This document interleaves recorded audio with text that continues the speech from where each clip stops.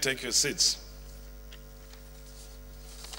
Also in the gallery, students of Success High Grade Modern School, okay?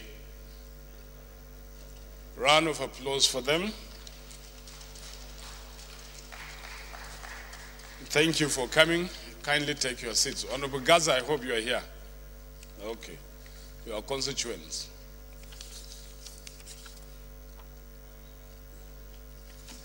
Further announcements. This is to invite all honorable members of the House of Representatives to the unveiling of Code of Ethics in the National Assembly by the President of the Senate and the Speaker of the House of Representatives, scheduled as follows. Monday, 13th November 2017, Conference Room 231, second floor, Senate New Wing, National Assembly. Time, 11 a.m. Please endeavor to attend.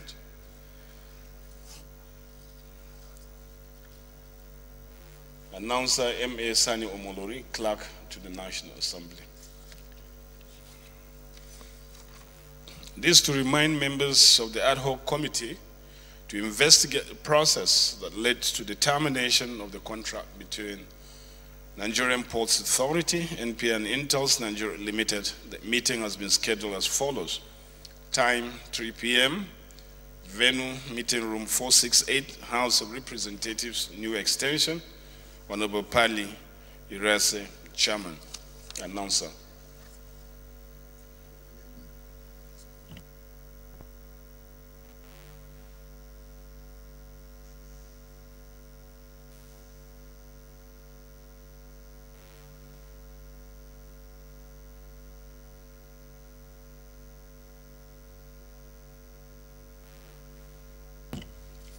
Last but not least, notification of burial arrangements.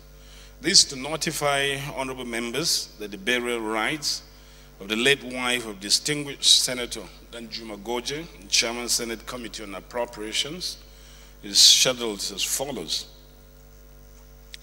Date, today, Thursday, 9th November 2017. Venue, Mayor's Palace, Gombe State. Time is 2 p.m. prompt.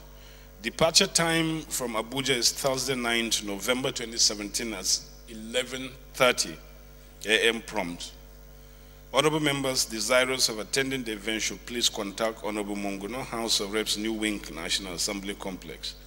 Announcer is Honorable Monguno. Unfortunately, he's not around. And I don't know who will coordinate. Any member from Gombe. Okay, Honorable Ali Issa Jesse is there. He will stand in for Honorable Monguno, who is unavoidably absent on national duty. Any member-elect who has not been sworn in may please come forward for the administration of votes.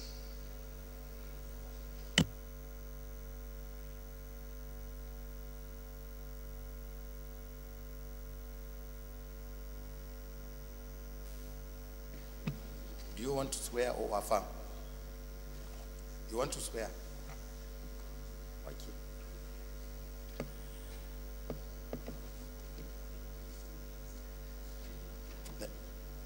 You will repeat after me. You will repeat after me where your name applies. You mention your name. Oath of allegiance.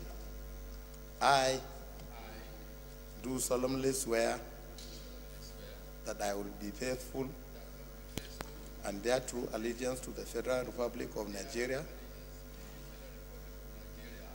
and that I will preserve, protect, and defend the Constitution of the Federal Republic of Nigeria. So help me. Also a member of the House of Representatives. I do solemnly swear that I will be faithful and bear true allegiance to the Federal Republic of Nigeria, that as a member of the House of Representatives I will perform my functions honestly to the best of my ability, I will perform my functions honestly to the best of my ability, faithfully in accordance with the Constitution of the Federal Republic of Nigeria and the law, and the rules of the House, and always in the interest of the sovereignty, integrity, solidarity, and well-being and prosperity of the Federal Republic of Nigeria. and always in the interest of sovereignty, integrity, solidarity, well-being, and prosperity of the Federal Republic of Nigeria. That I will strive to preserve the fundamental objectives and directive principles of state policy That I will strive to preserve the fundamental objectives and directive principles of the state policy contained in the Constitution of the Federal Republic of Nigeria, contained in the Constitution of the Federal Republic of Nigeria, and that I will abide by the code of conduct contained in the 5th schedule to the Constitution of the Federal Republic of Nigeria. and that I will abide by the code of conduct contained in the 5th schedule to the Constitution of the Federal Republic of Nigeria. So help me God. So help me God. Amen. Lead him there.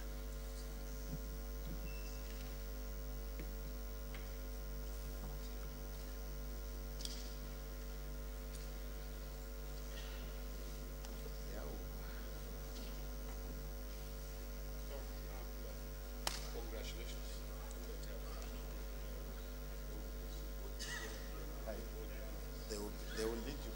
Hey, Lakaji.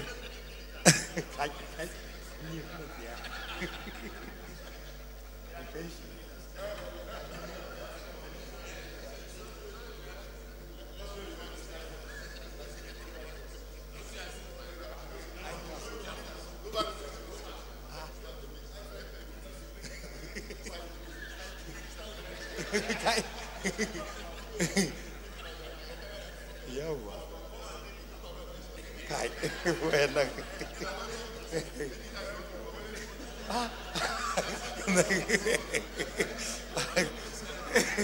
No, it's not really. They are just joking.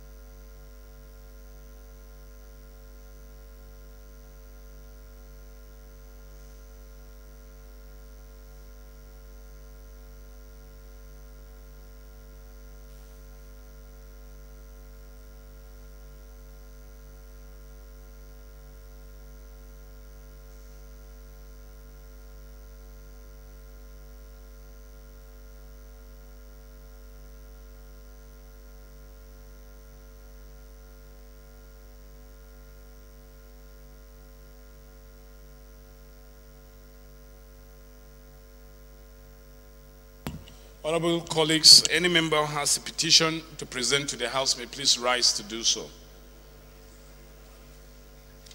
Deputy Minority Leader. Thank you, Mr. Speaker. I'm Chukwuka Onyema. I represent Obaru Federal Constituency of Anambra State. I have a petition from GU Monica and Co. It's against the compulsory retirement of Chief Doba Akutekwe from INEC, Independent National Electoral Commission, and the blatant refusal of INEC to obey a court order. They got judgment reinstating Mr. Akutekwe. With your kind permission, Mr. Speaker, I would like to lay the petition. Please proceed and lay the report. Honorable TJ. Thank you, Mr. Speaker. I'm TJ Yusuf. I represent the people of Kababunu, Ijumu Federal Constituency. Mr. Speaker, my dear colleagues, I have a petition from Gong News, signed by Olajide Ayodele Fashekun, against the Nigerian prison about the nefarious activity of some officials there in manipulating payment schedule. Mr. Speaker, the intention of the petitioner is to bring to fore sharp practices that is ongoing there. With your permission and my colleagues, I plead to lay the petition, Mr. Speaker, so appeal. Please proceed and lay the petition. Honorable Pajok. Mr. Speaker, honorable colleagues, my name is Edward Pajok. I represent Jos South, Jos East, constituency of Plateau State. Mr. Speaker, I have a petition from a community in Uborodo, which is in Warri South local government area of Delta State. They complain about the misuse of security agencies, particularly the police and oil companies, to harass and intimidate them in the management of the affairs of their association. So they're asking for the intervention of the House so that the police will be restrained from letting themselves as tools in the hands of influence peddlers and power mongers, so that normalcy will return to the community. Mr. Speaker, with the permission, may I lay the petition? Please proceed and lay the petition. EJ, Honorable EJ. My right honorable speaker and dear colleagues, my name is Honorable E.J. Agboanyima, representing the good people of Ego Ipobaka Federal Constituency, Edo State. Mr. Speaker, I have a petition from a Nigerian former First Lady of Rivers State, Mrs. Spiff, a petition against the Commissioner of Police, Rivers State, for unlawful possession, occupying their own property, after even the IG, Inspector General of Police, ordered the CP to vacate that property. The CP has refused. The IG, in his wisdom, used everything necessary to call the CP to order, but the CP has refused to yield, rather going to court, because justice delayed is justice denied, in order to drag the women who have earned everything humanly possible in this country to put this country forward. She has been humiliated by the Commissioner of Police, Rivers State, and she is seeking this honorable House to intervene by, inviting the Commissioner of Police, Rivers State, calling him to order. Mr. Speaker, I seek your intervention. I also direct aggressor and oppressor to vacate her property forthwith. May I please crave your indulgence to submit this petition before this honorable House? Please proceed and lay the petition. But this is ironic. If the IG tells the Commissioner of Police to do something and he refuses, the matter should be dealt with immediately. Honorable Brown.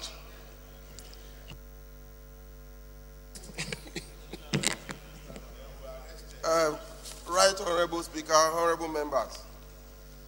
My name is Honorable Randolph Iwo Urene Brown, representing Degema Bonny Federal Constituency. Mr. Speaker, I have 3 petitions, 2 from Youth Coalition for Good Governance. And the important aspect of this petition is it's against Marine Police and the Nigerian Navy their inability to stop the gruesome murder of innocent citizens along the Bonny-Port Harcourt route, despite the fact that the state government and the local government had provided enough logistics by way of boats and support to prevent the act. But it is continuing. There is no week that will pass that there will not be pirate attack, looting of properties, rape, and murder of innocent citizens. Mr. Speaker, I crave your indulgence to please lay this petition. Honorable Brown, please proceed and lay the petition. Any more petitions? Start from Honorable. Mr. Speaker, my names are Honorable Chidi Frank Wihioka, representing the Ikwere Emova Federal Constituency. Mr. Speaker, I have 7 petitions from Nigerians complaining of various degrees of injustice meted on them, and have come before the House so that they can seek justice. Mr. Speaker, please permit me to lay the petition. Please proceed and lay the petition. Any more petitions? So there's none.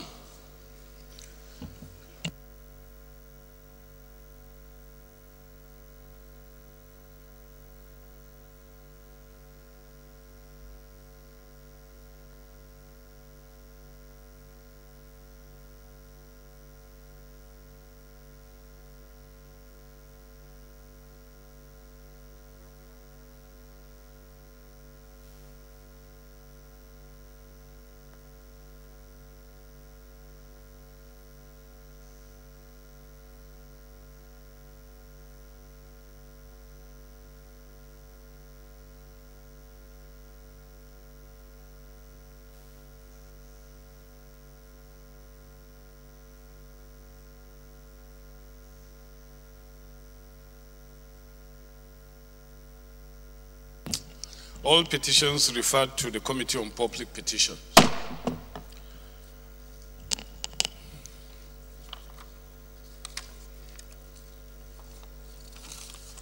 Honorable Sani Zoro, your point of order. Thank you very much. The Honorable Speaker, my esteemed colleagues, I remain Mohammed Sani Zoro, representing Megatari Sulatan Karkar Gumel and the Gagara Federal Constituency in Jigawa State. The Honorable Speaker, my esteemed colleagues, I come under Order 8, Rule 4, to seek the leave of the House to suspend its rules and entertain this motion of urgent public importance, which is about requesting for the full utilization and engagement of the services of the Nigerian Army in nationwide provision of infrastructure, particularly in the physical reconstruction and provision of security in the Northeast region. Mr. Speaker, I so move.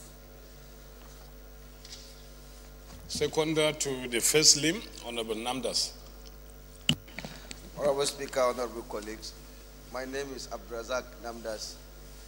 I represent the people of Ganye, Jada, Tongo, Maibelo. I'm from Adamawa State. Mr. Speaker, I second the motion ably moved by the honorable member that it is important. I so move, Mr. Speaker. Those in favor of the motion say aye. Those against it say nay. Ayes have it. Second limb of the motion that the matter be taken today. Honorable Kamale.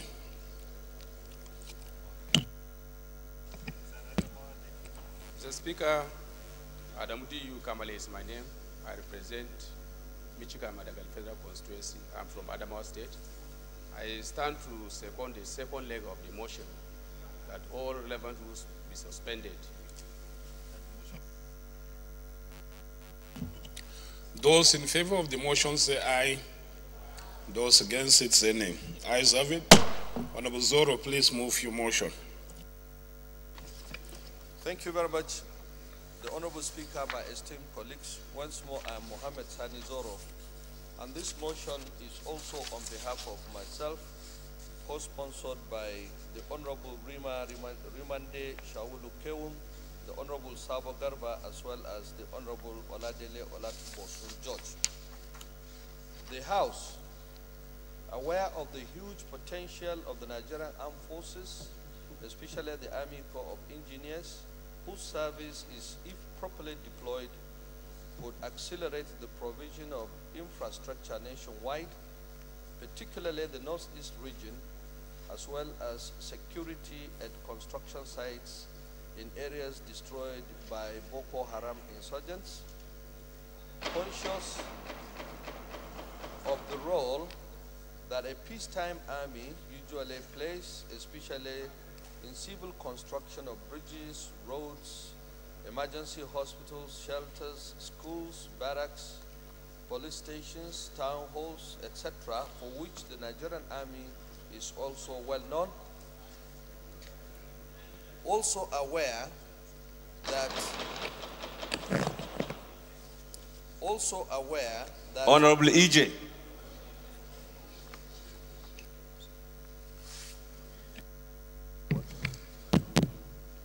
Also aware that the yet to be inaugurated Northeast Development Commission would eventually spearhead the reconstruction and redevelopment activities of the Northeast region, and would therefore need to partner with security forces for the smooth execution of its civil works and other activities. Convinced of the mass recruitment potential of skilled and semi-skilled young Nigerians that the policy may engender if the services of the Army in civil construction activities were to be fully utilized, thus complementing the youth employment agendas of both the National Assembly and the executive branch of government, respectively. Also conscious that the services of the Army Corps of Engineers could be on build, maintain, and secure basis, in contrast to civilian contractors who often build and abandon projects without completion. Also convinced that the patronage of the services of the armed forces could lead to self-sufficiency in their finances, as in the case with the United States and Egyptian armies, just to mention but a few, instead of over-relying on budgetary appropriations, as is now the case for the Nigerian Armed Forces. The House now resolves as follows. 1. Urges the federal government to direct its relevant ministries, departments, and agencies, especially the Federal Ministry of Works, Power and Housing, FEMA, Federal Ministries of Agriculture, Health, Education, etc., to dedicate a substantial part of their annual budgetary appropriation for civil engineering contracts for award to the Nigerian Army based on competitive bidding in order to assist it in diversifying the Army's revenue base. Urges the board of the NEDC, that is the Northeast Development Commission, when inaugurated, to partner with the Nigerian Army to deliver on civil construction works in the conflict zones of the region on build, maintain, and secure basis. Also urges the Senate to concur with this motion in view of its significance and the positive impact it will bring to bear on the various sectors. It further urges the House to direct the Committee on Legislative Compliance to ensure adequate compliance with all resolutions contained in this motion. We so move on behalf of myself, Honorable Rimande Shaulu Kewum, Honorable Sabo Garba, and Honorable Oladele Olatumbosu George. Thank you, Mr. Honorable Rima Shaulu, being one of the sponsors of the motion, can you just support second the motion, please? Honorable Speaker and honorable colleagues, my name is Rimande Shaulu Kwewum. representing Takum, Donga, Usa, and Yangtu Federal Constituency in Taraba State. I rise to second the motion assembly moved by Honorable Sani Zoro. I so second. Honorable Sani Zoro, you may now lead the debate. Thank you, Honorable Speaker, esteemed colleagues. Once more, I am Sani Zoro, representing the good people of Gumel, Gagarawa, Suletan, Karkar, and Megatari Federal Constituency in Jigawa State. Honorable Speaker, I wouldn't want to take much time of this Honorable House because I believe the body of the motion is explanatory. However, there is the need to refresh our minds to our constitutional duties of making laws as well as contributing to policies that will enhance the performance of our institutions. Honorable Speaker, it is very obvious that several Nigerian institutions are undergoing various challenges in these tough times. In fact, we have noticed how economists are now canvassing for the sale or commercialization of national assets in order to fund spending plans of the federal government. But in the case of the Nigerian military, it cannot be sold. However, the commercialization of some of its services can go a long, long way in assisting it to build a revenue base, otherwise internally generated revenue, and lead to self-sufficiency both in the short and long terms. It is also evident that even at independence, our forefathers had made provisions for such plans for the Nigerian military, to involve in commercial activities in order to raise its revenue base. One example is that of the Defense Industries Corporation. Now, the Defense Industries Corporation obviously is a carcass of itself, while in countries like Brazil, where there is a similar corporation, they have been able to build civilian aircraft apart from tanks and other weapons that the Brazilian military also uses. Honorable Speaker, my dear colleagues, right now the military in this country also has hotels and other leisure centers and facilities which people also patronize, and that has been generating some resources, although quite infinitesimal if compared with its requirements. It is for these and other reasons that I also, on behalf of my colleagues, want to draw the attention of the Honorable House to the examples obtained in the United States military, in its Egyptian counterpart, and indeed the Chinese, who embark on massive civilian contracts that are awarded to them through competitive bidding. If you go to countries like Egypt, you discover that they even own assembly plants. They assemble vehicles in franchise with Chinese and American motor companies.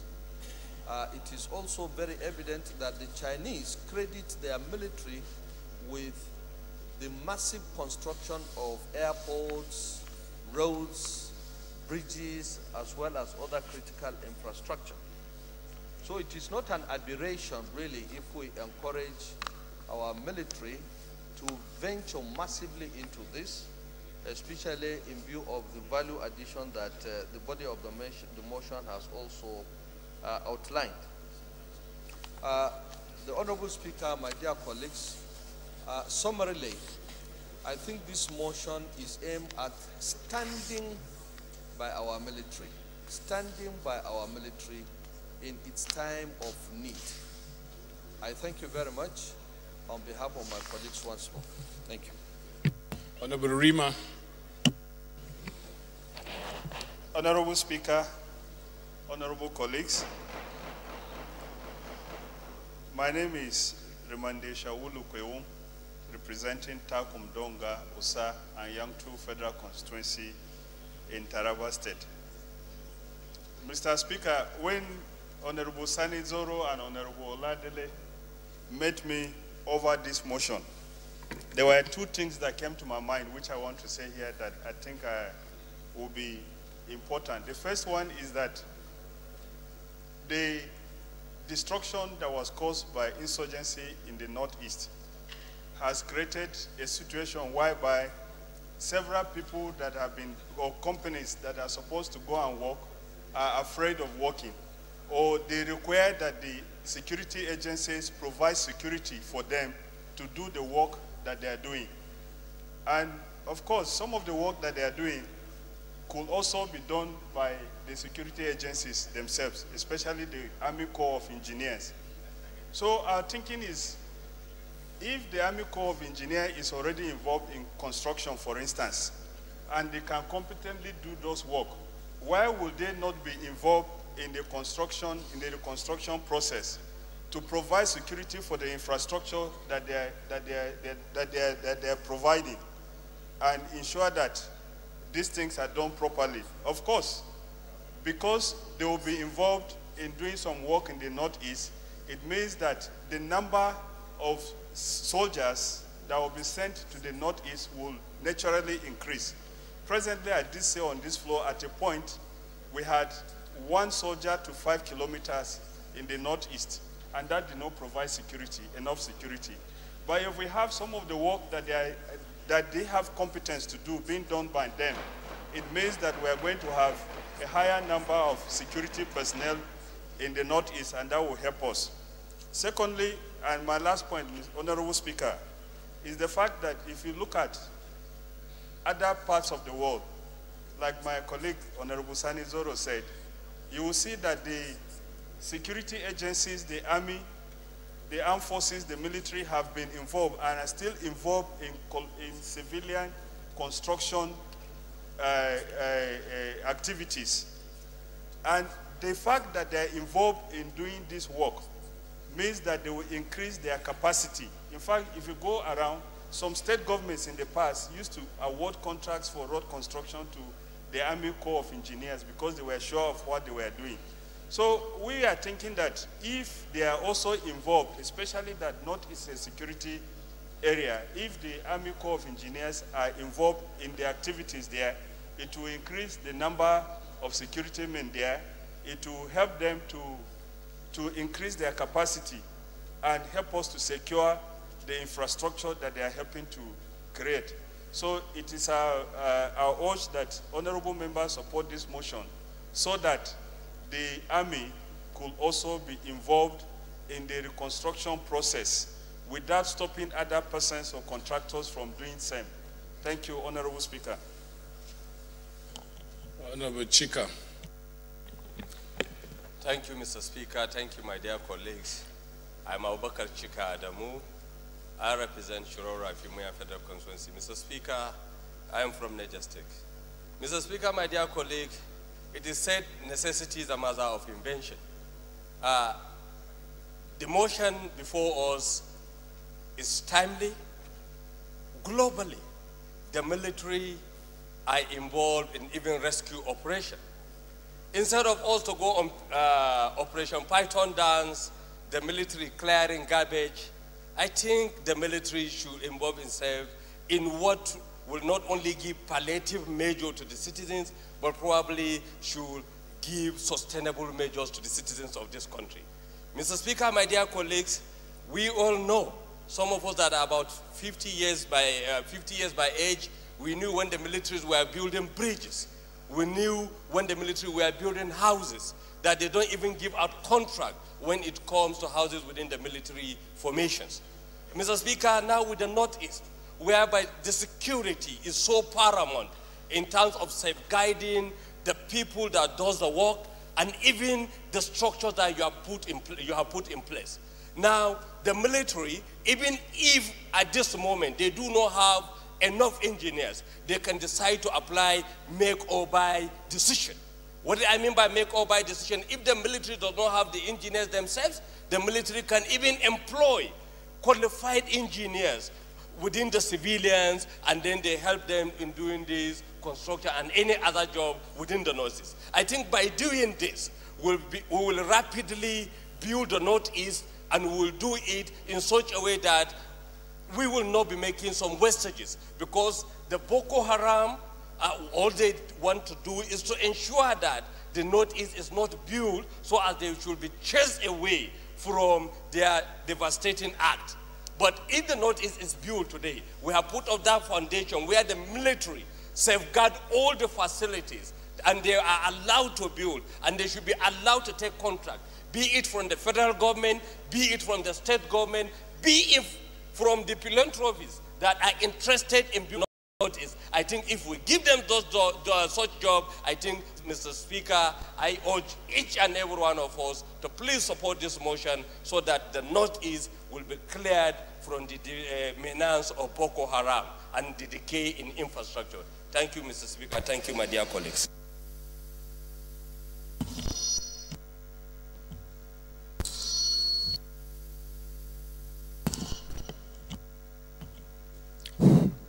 Honorable Jimo. Thank you very much, Mr. Speaker. My name is Jima Abdurrahim Olajide. I'm from Lagos Mainland Federal Constituency, Lagos State. I'm happy that we are all Nigerians, and we have come and we have discharged our responsibility with utmost sincerity and competence. And I believe at this point, project managers, they have those that qualify as structural and architect. And I know with this, if we give them the chance and the opportunity to do that, and collaboratively, Northeast will be developed. Northeast will be developed to the extent that Nigeria too will enjoy, and all of us will enjoy this whole country. By this time, I know with the development of that Northeast through the military personnel and the engineering department of the military, I think it's going to be a welcome development. I salute the courage of Honorable Sandy Zoro for bringing this kind of matter of urgent public importance to redeem the image of this country, particularly starting from the Northeast to every other part of the country. And we lead them well. Thank you very much. Honorable Hassan. Thank you, Mr. Speaker. Honorable colleagues, Hassan Saleh, representing the people of Ado, Ogbanibu, Okpoku Federal Constituency. Mr. Speaker, I'm from Benue State. Mr. Speaker, I rise to support this motion that has been ably moved by Honorable Sani Zoro, and also to align myself with his prayers. Mr. Speaker, we all know that the military as an organization is always disciplined. They are an organization that believes in doing everything right. If you go to countries like Egypt, you will find out that the military engineering or army engineering in Egypt are involved or is involved in construction of roads and bridges across the country. Even in the United States, contracts are awarded to military institutions. That is done because they also want to engage their military in, civil development. Mr. Speaker, if we decide to involve the Nigerian Army or the Nigerian military in the reconstruction of the Northeast, not only would we see that the jobs are done, we are assured that the quality of job that is going to be done by this institution will be something that will at the end of the day, we won't need to even supervise them, because by their training, they are an institution that do not entertain anything that has to do with corruption. They want to follow the rules as it is written. So I want us to support this bill and also to support this motion and also to Honorable Madaki, support please the prayers. allow the speaker. Please. Because it is important for us to use anything that is legal to ensure the reconstruction of the Northeast. So on this note, I so submit, Mr. Speaker. Honorable Abdul Samad. Thank you, Mr. Speaker. Thank you, honorable colleagues. I'm Abdul Samad Dasuki. I represent Kebe Tambuwal from Sokoto State. Mr. Speaker, honorable colleagues, I rise to support this motion because I, in my capacity as the chairman on one of the Armed Forces Committee, which is the Navy, have seen the effort the armed forces are doing when it comes to construction, more especially with regards to bridges, making up houses, making up a lot of infrastructure deficit across the country. So, Mr. Speaker, honorable colleagues, like the mover of the motion has said, that they need the armed forces to intervene in the Northeast because of security reasons. And I think I will support this. But while supporting him, Mr. Speaker, I think most of what he needs relies on us here. In the next couple of weeks or months, we are going to be debating the 2018 budget. What the armed forces lack, Mr. Speaker, honorable colleagues, is motivation, no finances. They are not well funded. I think if we, House, consider empowering the armed forces, I'm very sure this is something they are willing to employ more people, get more people into the armed forces, and at the same time, they can take care of the other agencies like other departments like the engineering in the Army, in the Air Force, and the Navy. Already, a lot is being done from members of the armed forces in the Northeast. So I think, Mr. Speaker, honorable colleagues, I will call on us to pass this motion and at the same time, consider empowering the armed forces so that such can be achieved in the shortest possible time. Thank you, Mr. Speaker. Thank you, honorable colleagues. And I call on all of us to support this motion. Thank you. Honorable Sheriff. Thank you, Mr. Speaker. Distinguished honorable colleagues, my name is Mohammed Nur Sharif, representing Bama, Ngala, Kalabarge Federal Constituency. Mr. Speaker, I'm from Borno State. Honorable Speaker, distinguished honorable colleagues, I want to commend the mover of this motion, Honorable Sani Zoro, for coming with such a motion at the right time. At the right time in the sense that the military, particularly the engineering corps of the Army, are professional in engineering. And I will give you an example. What the Army so far made an effort. A bridge from Gamborungala that links to Cameroon was totally destroyed by the insurgency. And now the engineering corps of the Army kind of managed to reconstruct some site of it. And that is the reason why today vehicle could move from Gamborungala to the Cameroon border. I think supporting this motion will go a long way to help reconstruct the already destroyed infrastructure in the Northeast, particularly in Bama, Ngala, Kalabalge, where I come from. Every structure has been destroyed. Every government structure has been destroyed. And without the armies, there is no way, without partnering the armies, there is no way you could give a contract to anybody to get there because of the fear of insurgency. So I think this motion does not need to be debated. I think we should just support the motion and give it a speed of, as Honorable Osai, Nicholas Osai says, speed of light. So that's what we need, Mr. Speaker, honorable colleagues. Thank you very much. I think I'll put a question to this motion, even though I shouldn't have an opinion, but the one issue that we didn't address as to the capacity of the Army Corps of Engineers. Because does it really exist? Is it what we used to know? So that we don't direct agencies to go and patronize a non-existent agency or agency that doesn't have capacity. Pategi, you want to address that? To address the issue raised by Mr. Speaker, my colleagues, I have seen practically the work done by the Army Corps of Engineers for Honorable Funke Adedoyin in our constituency. A road that was tarred with curbs, just like on Abuja streets here. It was done speedily. Over 3 kilometers done for less than 100 million. It was commendable, I saw it, and I want us to encourage the Army Corps of Engineers. One,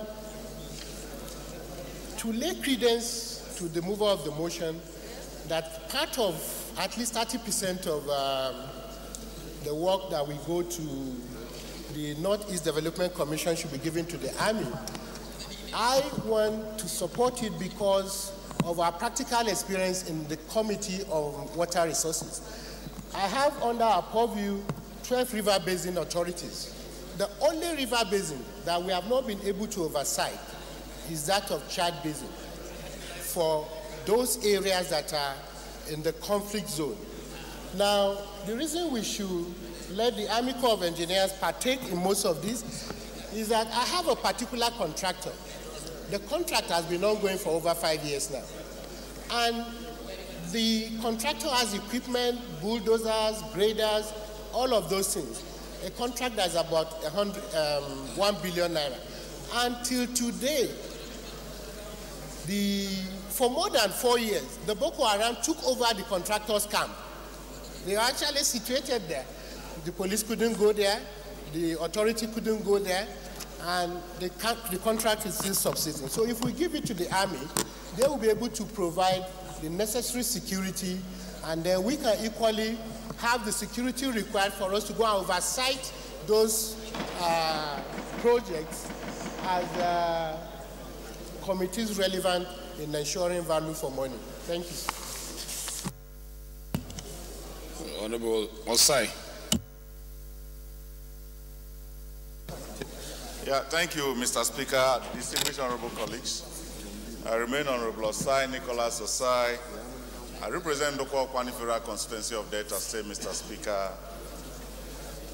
Judging from let me pick from the submission of Honorable Petegi, who have laid a very solid foundation on this motion. And I rise wholeheartedly to support this motion. Mr. Speaker, you know very well that military is a very disciplined organization, and they follow instruction. So when we are talking about the issue of engineering, we are talking of people who can diligently follow instruction based on specification. The work of military engineers are banned all over the world. It will not be unlike the private people who go without even sticking to an instruction. Military corps, military engineers have been called all over the world in different areas and different times to rescue situations, especially in a disaster zone. And Northeast is one of the disaster zones in our country today. And Mr. Speaker, with the security that will be provided by even the military engineers, on the military engineers when they are constructing, it gives confidence on how roads can be easily be constructed, and without fear of doing those jobs, the job will be completed in no distant time. I believe that the motion has come at the nick of time, and I wholeheartedly support this motion with the speed of light, according to Sheriff. We're not talking about really the merits of the motion. We have had that, but what is the capacity of the Army Corps of Engineers? Do they still exist? Do they still retain the capacity to do anything? That's just the issue that I want addressed. I don't know, Dr. MS, do you have information relating to that? Okay. Thank you, Mr. Speaker. I remain Honorable Mohammed Sani Abdu Al-Kalerkiri Federal Constituency. I'm from Bauchi State. So certainly, the Nigerian armed forces, not only the Army, but also the Navy and the Air Force in totality they really have the capacity to do this. Because you can see that particularly the Air Force and the Navy have demonstrated this, because they have been building bases all over the country on their own, building hospitals, houses, bases and everything, using their own in-house engineers. So they have the capacity. As Abdul Samad said, is the issue of funding. And so the key word here is that if you give contract in a war zone area to any private company, you have to more than double their profit margin and pay for, the indemnity of the lack of security. But that margin, if it goes into the army itself, it will make it more robust and for their recruitment, and they will also have the capacity, the tenacity to defend themselves and to defend the infrastructure they are creating. So definitely there is capacity, and it's as old as the Civil War. They have been building, they partake in the 3 R's, the reconstruction, rehabilitation, and the reintegration of the Southeast after the Civil War. The core is there in all the armed forces. The only thing is the issue of financing. And now that we are paying so much big margin of interest for civilian contracts to take place in the Northeast, if you take that margin and internalize it within our appropriations to the Armed Forces Engineering Corps, I think they will be able to recruit more engineers from the pool of our young engineers who have no job, and will boost capacity. So definitely the costs are there. They have demonstrated. So even it, the Bauchi base is fantastic, the Meduguri, the Yola base, and only last week they have formed a very tactical airborne base in Zamfara was commissioned. So the capacity is there. Thank you, Mr. Speaker. I so support this motion. Chairman Navy. Thank you, Mr. Speaker. Just to add to what Honorable Dr. Emmett said, only recently the Nigerian Navy built a barracks in the Lake Chad Basin. And the Nigerian Army did, I'm sure, some bridges and some roads in the Northeast. So currently, all the armed forces are engaged in one construction or the other in the Northeast. That I can confirm, Mr. Speaker. Okay, I think I'll put the question. We have an amendment, notice of amendment here from Honorable Achibong. Thank you, Mr. Speaker, honorable colleagues. I remain Honorable Henry Achibong, representing the good people of Itu, Ibiono Federal Constituency in the uncommon state of Akwa Ibom, the land of promise. Mr. Speaker, honorable colleague, I'm looking at the first resolution. I'm looking at line 4. Since we are talking about the Northeast, I'm inserting the words in the Northeast before 4. So I wish that it should read, urges the federal government to direct its relevant ministries, departments and agencies, especially the Federal Ministry of Works, Power and Housing, FEMA, Federal Ministries of Agriculture, Health, Education, etc., to dedicate a substantial part of their annual budgetary appropriation for civil engineering contracts in the Northeast. For award to the Nigerian Army based on competitive bidding to assist in diversifying the Army. Why I'm saying so is that if we don't put that word, it will generalize it to meaning that want to award substantial contracts to Nigerian Army. So we must limit it to the Northeast. Thank you, Mr. Speaker, honorable colleagues. I don't think the intent of the motion is to limit it to Northeast. They can do it anywhere in the country. Well, it's an amendment that has been put forward. Any seconder to this amendment? Honorable Michael.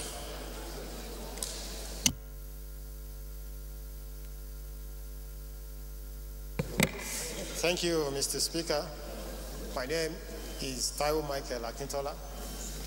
I represent the people of Egbeda Onara Federal Constituency. I am from the Peseta State, Oyo State.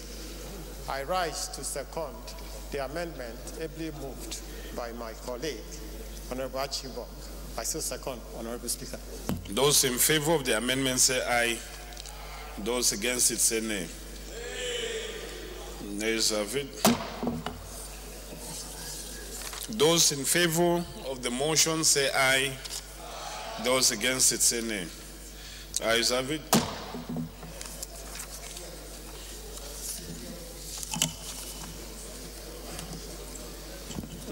The first business of the day, honorable colleagues, presentation or report of the Committee on Water Resources, bill for an act to establish a regulatory framework for the water resources sector in Nigeria, provide for the equitable and sustainable development, management, use, and conservation of Nigeria's surface water and groundwater resources, and for related matters. Standing in the name of Honorable Aliu Aman Pategi, honorable members who recall the bill was referred to the committee on Thursday, 6 July 2017. The report is ready for presentation, and Honorable Pategi is now invited to present it. Thank you, Mr. Speaker, my colleagues. I rise to present, I rise that the House do allow that I present the report of the Committee of Water Resources on the bill for an act to establish a regulatory framework for the water resources sector in Nigeria, provide for the equitable and sustainable development, management, use, and conservation of Nigerian surface water and groundwater resources, and for other related matters, referred to the committee on the 6th of July 2017. I so submit. Seconder, Honorable Obaga. Honorable Speaker, honorable colleagues, my name is Honorable Sylvester Obaga, representative of Abakaliki Zifra constituency. I'm from Ebonyi State. I stand to second the motion assembly moved by Honorable Patigi. I so second, Mr. Speaker. Those in favor of the motion say aye. Those against it say nay. Ayes have it. Honorable Pategi, please lay the report. Honorable members, the second business of the day is presentation of report of Committee on Police Affairs on the bill for an act to amend the Explosive Act, Chapter E18, Laws of the Federation of Nigeria 2004, relating to the regulations, penalties for defaulters, to make provisions for the control of importation, manufacture, distribution, storage, possession, use of firecrackers and explosives, to repeal the Explosive Act, Chapter E18, Laws of the Federation of Nigeria 2004, and reenact the Explosive Act 2017, to make comprehensive provisions for the use and control of explosives in Nigeria and for matters connected therewith. Standing in the name of Honorable Haliru Dauda Jika. Honorable members who recall that the bill was referred to the committee on Tuesday, 2nd May 2017. The report is ready for presentation, and Honorable Jika is now invited to present it. Thank you, Mr. Speaker, honorable colleagues. I am Haliru Dauda Jika from Darazo Ganjo Federal Constituency of Bauchi State, Northeast Nigeria. Mr. Speaker, honorable colleagues, I humbly rise to move that the House do receive the report of the Committee on Police Affairs on a bill for an act to amend the Explosive Act Cap P18, Laws of the Federation of Nigeria 2004, relating to their regulations, penalties for defaulters, to make provision for the control of importation, manufacture, distribution, storage, possessions, and use of firecrackers and explosives, to repeal the Explosive Act Cap P18, Laws of the Federation of Nigeria 2004, and reenact the Explosive Act 2017 to make comprehensive provision for the use of control of explosive in Nigeria and for matters connected therewith. Mr. Speaker, honorable colleagues. Honorable Benila. Thank you, Mr. Speaker. My name is Benny Lai. I represent Plantain North and South Federal Constituency. Mr. Speaker, may I stand to second this motion as ably moved, presentation of reports as ably moved by my colleague. Thank you. Those in favor of the motion say aye. Those against it say nay. Ayes have it. Honorable members, the third business of the day. Honorable Jika, please proceed and lay the report. Honorable members, third business of the day is present report of the ad hoc committee to investigate the process of digital broadcast switchover in Nigeria. Standing in the name of Honorable Sunday Marshall Katum, honorable members who recall the matters referred to the committee on Tuesday, 22nd June 2016. Report is ready for presentation, and Honorable Katum is now invited to present it. Thank you, Mr. Speaker, my colleagues. I am Sunday Marshall Katum.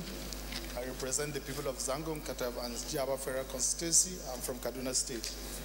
I rise to request that the House do receive the report of the ad hoc committee to investigate the process of digital switchover in Nigeria. I so move, Mr. Speaker. Minority Whip. Thank you, Mr. Speaker, for recognizing me. My name is Yakubu Umar Bradley. I rise. Act Chapter A1, Laws of the Federation of Nigeria 2004, to specify the minimum qualifications of the chairman of the governing council, ownership of intellectual property, and to provide for pre-action notice to the university and for related matters, standing in the name of Honorable Mohammed Sani Abdu. Honorable members who recall the bill was read the first time on Tuesday, 26 September 2017. And I invite Honorable Abdu to move that the bill be now read the second time.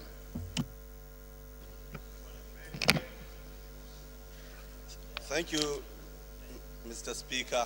I still remain Muhammad Sani Abdu. I represent Al-Kalerikiri Federal Constituency. I'm from Bauchi State.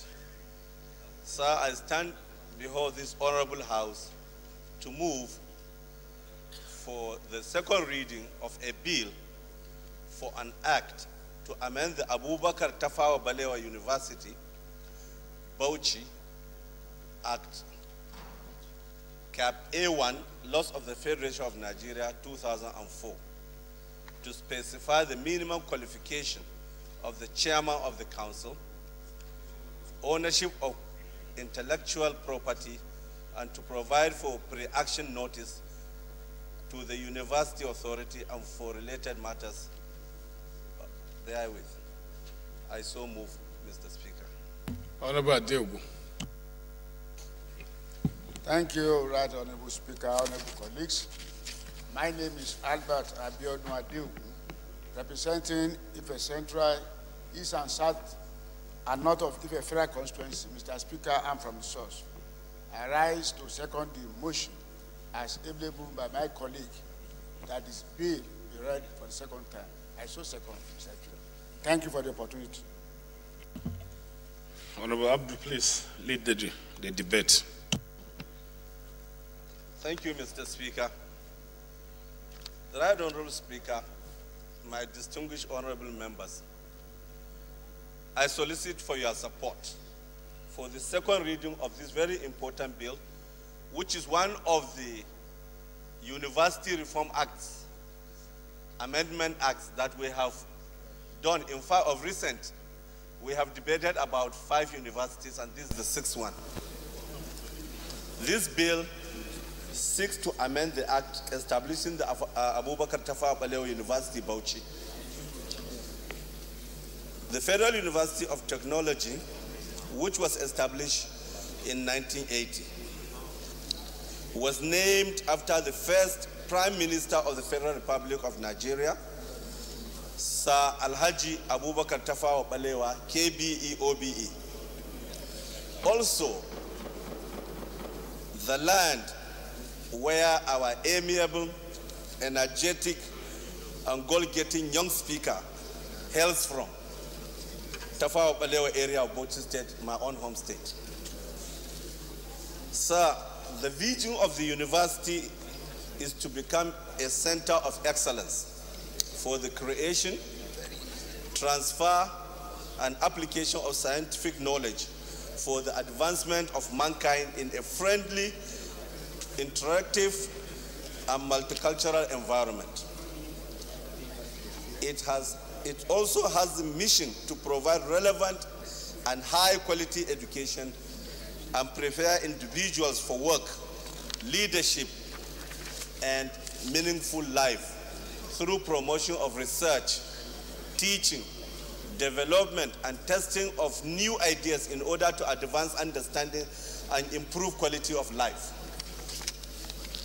The university currently has 30 academic departments, 6 faculties, 8 directorates, and 7 centers with an undergraduate students population of over 10,000.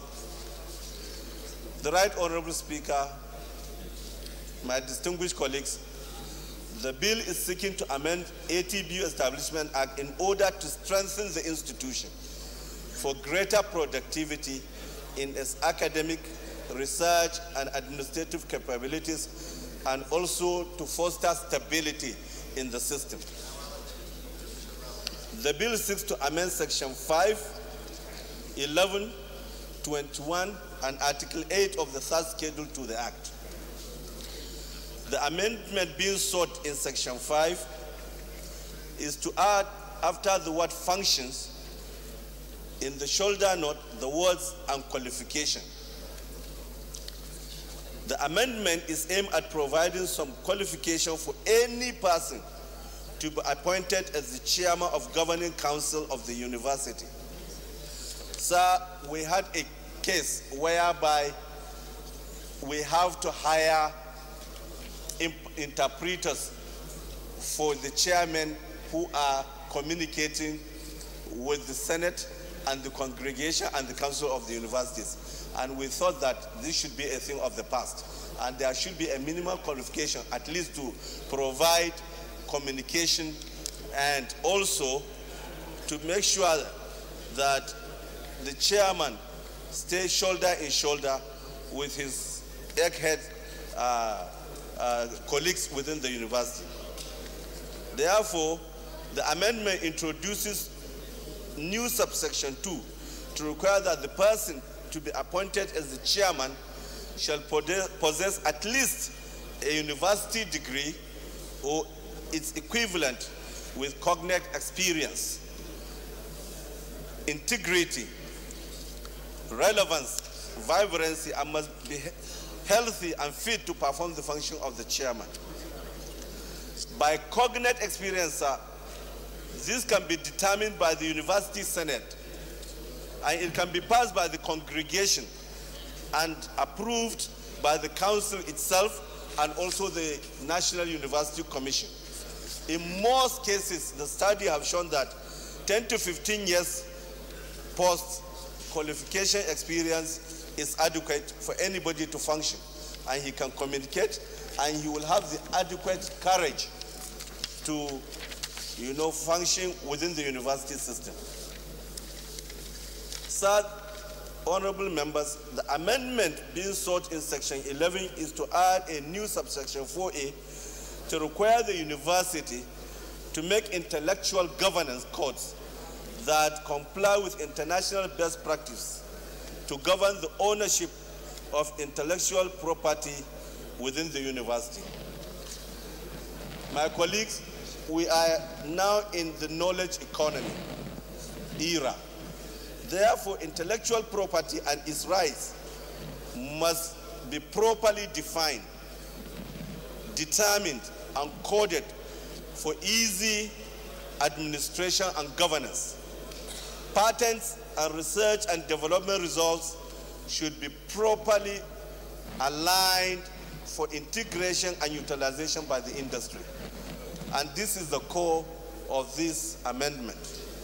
The amendment can easily be understood in the context of university environment that thrives on intellectual output by academics for advancement. There is therefore an overwhelming need to safeguard intellectual property in such a manner that it will replicate acceptable standards in universities in other climes. So the final amendment is that of section 221A that deals with the issuance of pre-action notice.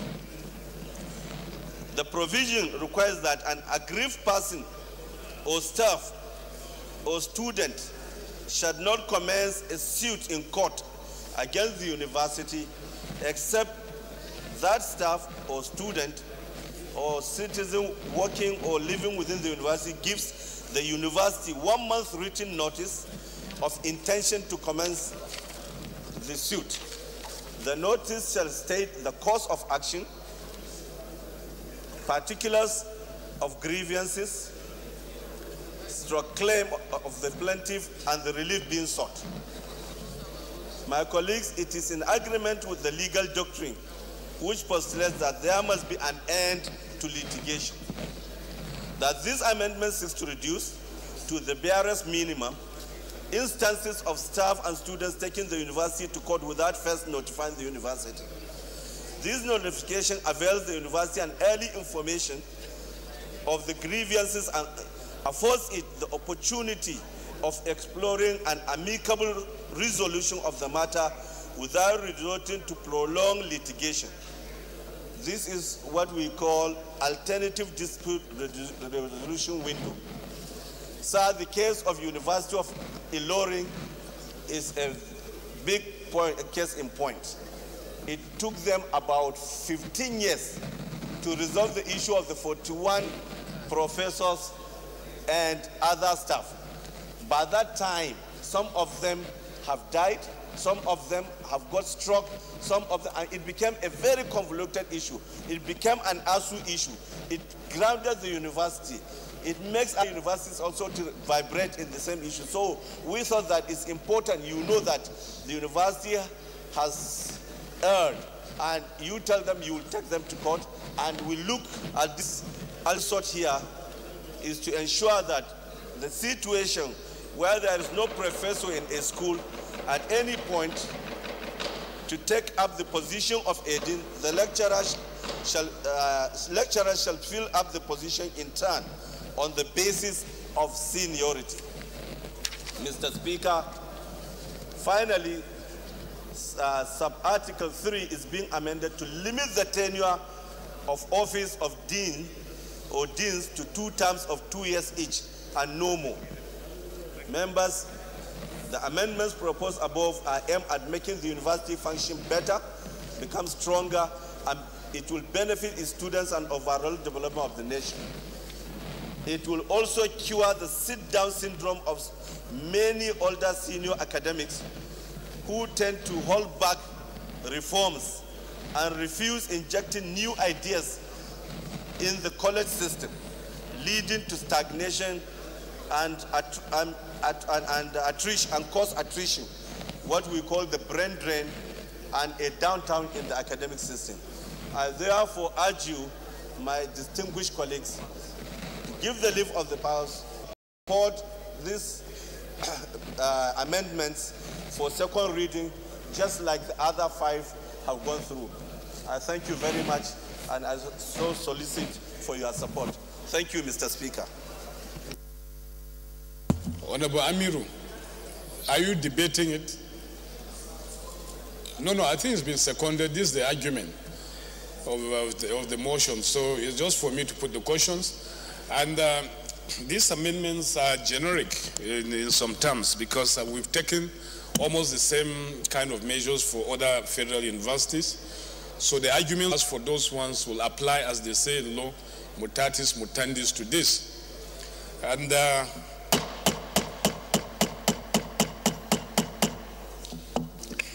order. And I didn't see the minority whip thanking Dr. MS, because here you represent the Tafa Balewa people properly. I sent him last week to represent me. Yes, sir.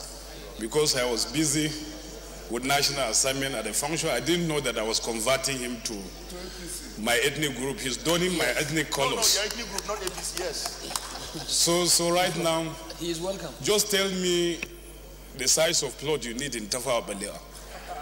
And any other member who wants to build in Tafa Balewa is welcome. No wife.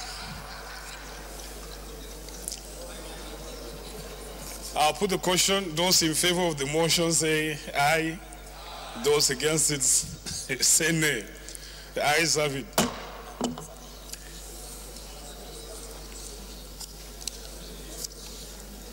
Clerks invited to read the long title of the bill. Honorable Speaker, honorable members, a bill for an act to amend the Abubakar Tafawa Balewa University Bauchi Act, CAF A1, Laws of the Federation of Nigeria 2004, to specify the minimum qualification of the chairman of the governing council, ownership of intellectual property, and to provide for pre-action notice to the university and for related matters. Second reading.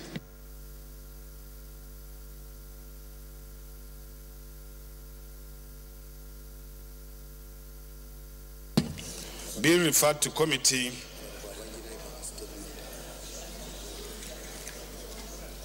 Bill referred to Committee on Tertiary Education Services.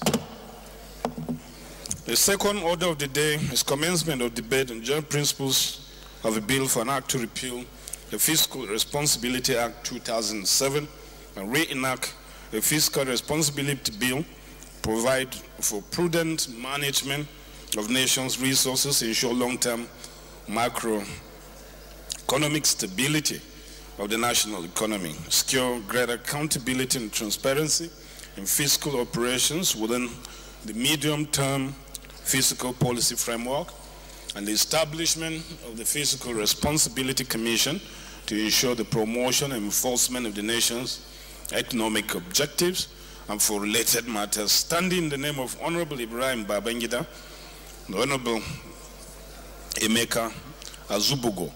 Honorable members who recall that the bill was read the first time on Wednesday, 26 July 2017. I now invite Honorable Babangida to move that the bill be now read a second time. Mr. Speaker, honorable colleagues, it has not been brought to my attention that a similar bill was brought by the executives, which was on the order paper of the 3rd October 2017. Mr. Speaker, honorable colleagues, I want to step down this bill for consolidation, please. Thank you. Bill stepped down by leave of the House. Third order of the day, honorable colleagues, is commencement of debate on general principles of bill for an act to amend the Nigeria Council for Management and Development Act, Chapter N, 99, Laws of the Federation of Nigeria 2004, to correct certain terminologies and provide for reference to the new Pension Reform Act and for related matters, standing in the name of Honorable Michael Okon Enyong.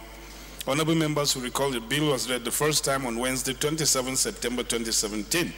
I now invite Honorable Enyong to move the bill be now read the second time.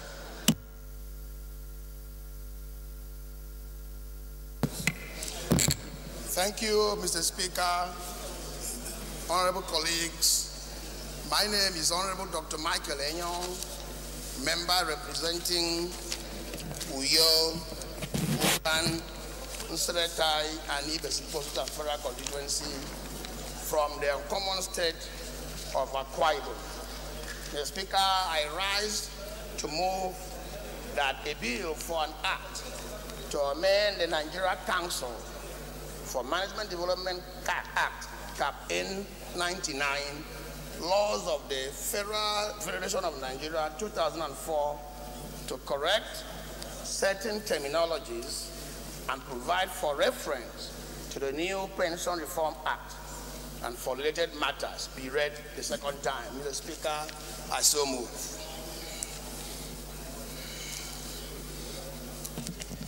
Honorable Garba Chedi. Thank you very much, my Speaker, my honorable colleagues. Garba Chedi Amanjule, my name, from Taraba State, representing Baligaso Federal Constituency. I rise to second the motion, ably moved by my colleague Michael Ekong. I so second. Thank you. Honorable Michael, please lead the debate. Thank you, Mr. Speaker, honorable colleagues. I remain Honorable Dr. Michael Enyong, member representing Uyo, Udwan, Nseretai, Ibesiposta Federal Constituency. Mr. Speaker, some weeks ago, we saw Nigeria and Zambia play a soccer match. These men coming from a tunnel as if they were playing this game in Manchester, England. Mr. Speaker, this game was played in Rio. Standing before you is the man representing this very important federal constituency, the home of the Super Eagles. Mr. Speaker, the purpose of this amendment is to correct certain terminologies which constitute an aberration to the reward value for meritorious service, and also to provide for reference to the new Pension Reform Act. This bill, amendment bill, is comprises of two sections.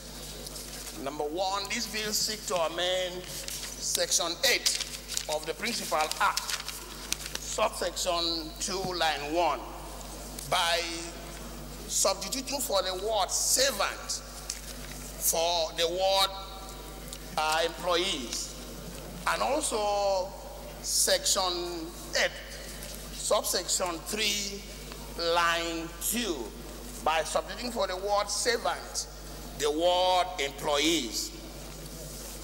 Also seek to amend is Section 9 of the Principal Act in the shoulder note by inserting after the word pensions the word reform to read Pension Reform Act. Also Section 9 of the Principal Act, subsection 1, line 3, by inserting after the word pensions the word reform. Mr. Speaker, Section 9, subsection 2, line 1, Section 9, subsection 3, line 1, also to be amended by inserting after the word pensions the word reform. Mr. Speaker, it's important to note that the absence of the word servant in the 121 sections contained in the Pension Reform Act has necessitated this amendment. There is a need to bring officers and persons appointed by the Council to within the ambits of the Pension Reform Act.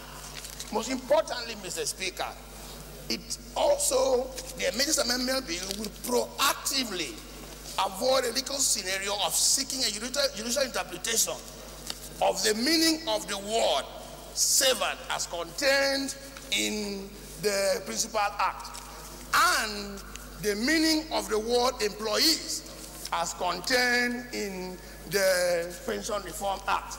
Mr. Speaker, there is no doubt in my mind that we are in the same page when it comes to this very important amendment bill. And therefore, I ask Mr. Speaker and our colleagues, I strongly urge all of you to support this very important amendment for a stitch in time, save 9. Thank you, Mr. Speaker. I think this is self-explanatory, and put the question. The question is the bill be now read the second time. Those in favor of the motion say aye. Those against it say nay. Ayes have it. Clerk is invited to read the long title of the bill. Honorable Speaker, honorable members, a bill for an act to amend the Nigerian Council for Management Development Act, CAP N99 laws of the Federation of Nigeria, 2004, to correct certain terminologies, to provide for reference to the new Pension Reform Act and for related matters. Second reading. Bill referred to the Committee on National Planning and Economic Development. Fourth order of the day is the commencement of debate on the general principles of Bill for an Act to amend the provisions of the Dock Labor Act, Chapter N103, Laws of the Federation of Nigeria, 2004, to reduce the number of the board members and adjust the tenure of office of the board members, and for related matters, standing in the name of Honorable Mohammed Umar Bago. Honorable members who recall that the bill was read the first time on Wednesday, 27 September 2017. I now invite Honorable Bago to move that bill be now read the second time. Honorable Bago. The appearance is not on the floor. Thank you, Mr. Speaker. I'm Dr. Bode Ayorinide. I represent Owo Federal Constituency. I rise to apply that the order number 4 be stepped down as Honorable Bago is not on the floor to us. Item on the other paper stepped down by leave of the House. Fifth order of the day, honorable colleagues, a motion on the need to address the decaying infrastructural facilities in Abuja, standing in the name of Honorable Nasiru Sule Garo. Honorable Garo is now invited to move the motion. Thank you, Mr. Speaker. Honorable colleagues, Nasiru Sule Garo, member representing Gwarza Kabo Federal constituency. I'm from Kano State. The motion is on the need to address the decaying infrastructural facilities in Abuja. May I move that the motion on the need to address the decaying infrastructural facilities in Abuja be taken. Any seconder, Honorable Dekola. Thank you, Honorable Speaker. Could compete with capital cities of other advanced countries of the world. Also note that in realization of this noble vision, humongous amounts have been spent by successive governments to construct Abuja with modern facilities like roads, road markings and signs, streets and traffic lights, state-of-the-art buildings, electricity, water supply, trees, flowers, and green areas, among others, for decent living of the inhabitants of the federal capital city. The House further notes that over the years, an account of neglect in the maintenance of those facilities by relevant agencies, as well as criminal activities of vandals, the infrastructural facilities in the federal capital city have seriously deteriorated. The House is aware that the serene, beautiful, and previously well-illuminated capital city of Abuja is fast losing its glory, as most of the installed street lights and other infrastructural facilities are either no longer functional or have been damaged beyond repairs, with most part of the city now in darkness at night.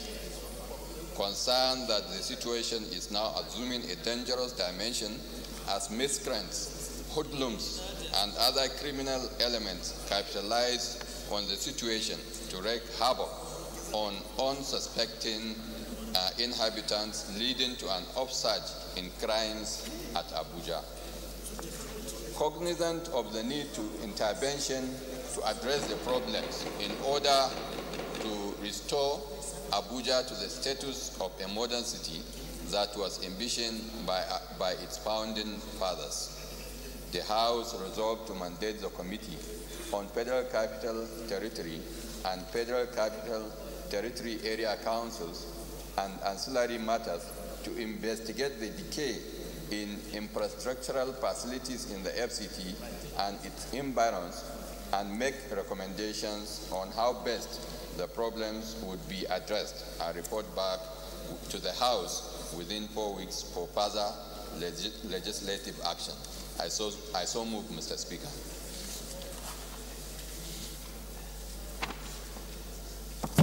I had recognized Honorable Dekola to second the motion. My right honorable speaker, sir, and my distinguished colleagues, I rise to second this very important motion as ably moved by my colleagues, Honorable Nasiru Sule Garo. I so second. Honorable Garo, please lead the debate. Thank you, the right honorable speaker. Thank you, my highly respected colleagues. Let me start by reminding us that this distinguished parliament, the National Assembly, also serves as the parliament of the FCT. So it is our civic duty to look into the welfare of Abuja residents. This is, of course, in addition to the utmost importance of the city as the federal capital of our dear country.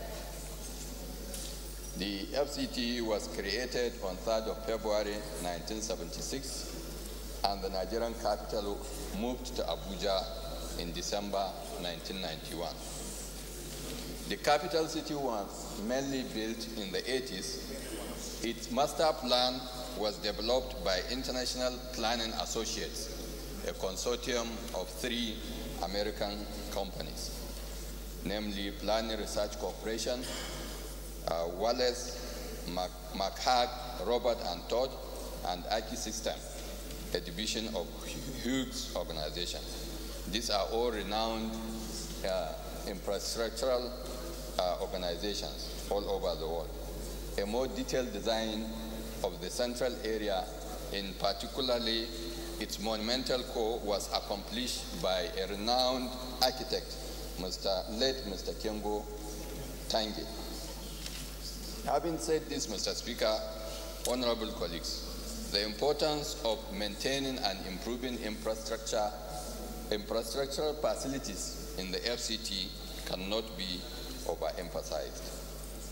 If we look at the situation in the suburban areas of Abuja, we will see that there is virtually absence or decaying of basic infrastructure of water supply, hospitals, roads, and what have you. When you go to the suburban areas where most of the people that works and live in Abuja and environs live in those suburban areas, and therefore we need to improve the infrastructural facilities in those areas. It is very important so that they will have a decent life in those areas.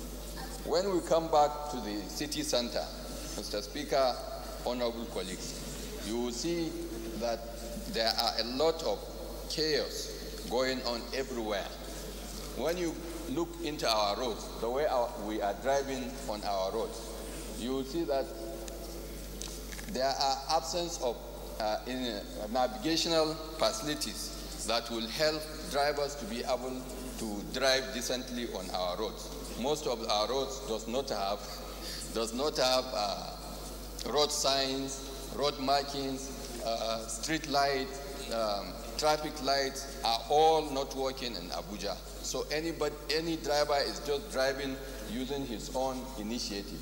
We need to correct this. We need to improve this infrastructure facilities in the FCT.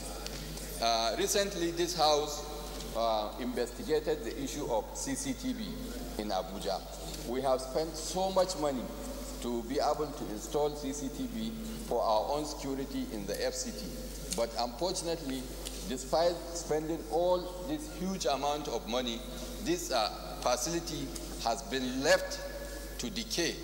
Most of it is non-existent in the FCT. When you look at the city in the night, you will see that most of the city is in darkness. A lot of our street lights are not working, and that is is bringing insecurity to the nation capital. You will see that a lot of criminals are hiding under the darkness to rest on the residents. I was a victim of such incidences, Mr. Speaker. One day I was just driving around 10 o'clock and I stopped at the traffic light waiting for it to give me a sign to pass. The few traffic lights that are working around town, somebody just came from nowhere, dipped his hand into my car, took my briefcase and ran away. It was just by the grace of God that I tried to pursue him. I couldn't reach him. Somebody saw me trying to pursue the guy. He ran after him, and I was just lucky to be able to retrieve my briefcase. Mr. Speaker, we are not talking about even making Abuja as beautiful as major cities of the world like Washington, London, Dubai, and what have you, such kind of cities. We are talking about cities in Africa. When you go to some cities in Africa, an African country that is not as great as Nigeria, you will see that they have a better facilities. They maintain a lot of their cities. They have cleaner cities. Places like Cape Town, places like Port Louis in Mauritius, places like Johannesburg also in South Africa, places like Nairobi in Kenya, places like Windhoek in Namibia, and places like even Kigali in Rwanda. In Kigali, Mr. Speaker, honorable colleagues, today they have a standard public transport system where even their bosses have a free Wi-Fi. When you ride on their public buses, you can access a free Wi-Fi while traveling to your destination. So I think, Mr. Speaker, we need to look into this so that our city will be a better place for all of us, and it will be a pride of our great nation. I thank you, Mr. Speaker. Any contributor to the debate talking about decaying infrastructure in the capital city? Minority Whip. Thank you, Mr. Speaker. My name remains Yakubu Umar Brande. I represent Chikun Kajun Federal Constituency. I'm from Kaduna State, Your Excellency. This is very, very important motion which is brought by Honorable Nasiru. Mr. Speaker, the federal city or the federal capital is the face of Nigeria. Who we are, our culture, our dignity, and the standard of development we have reached. It's very unfortunate that when you come into Abuja, of recent, you find out that most of the street lights are not working. You go to where traffic lights are supposed to be working, you see that we are using human beings, traffic warders.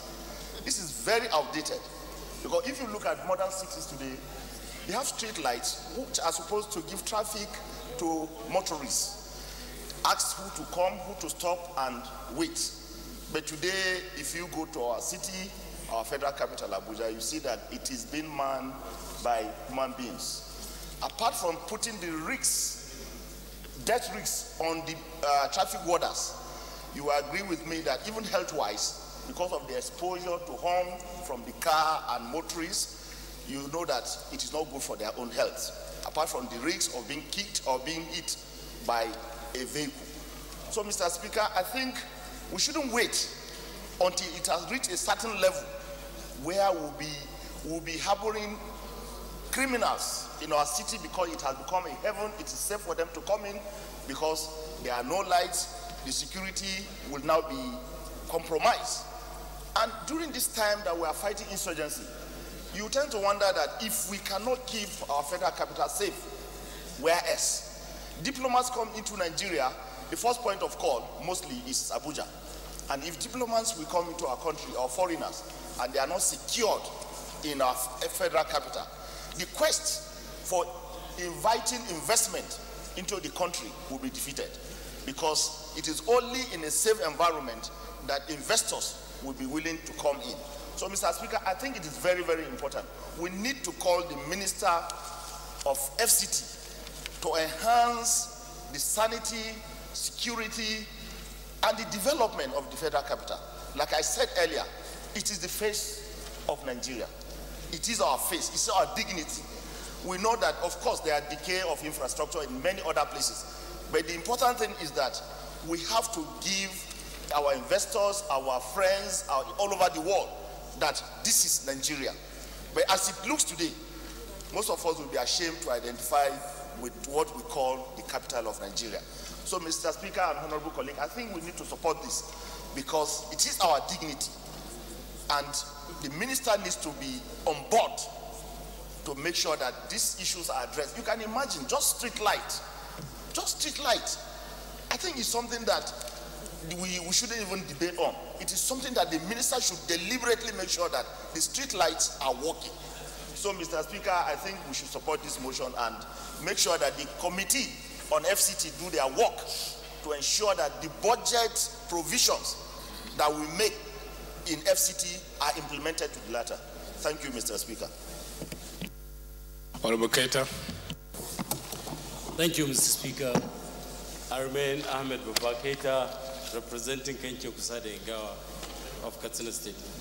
Mr. Speaker, honorable colleagues, I wouldn't have joined issues with the mover of this motion if, and the supporters too, if they were able to present the facts as they are, or the realities we met on ground and what this government and this minister are doing.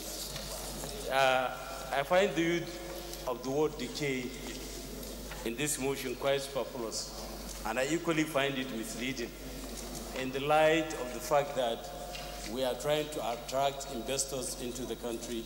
So this is, for me, I think, a misrepresentation of fact.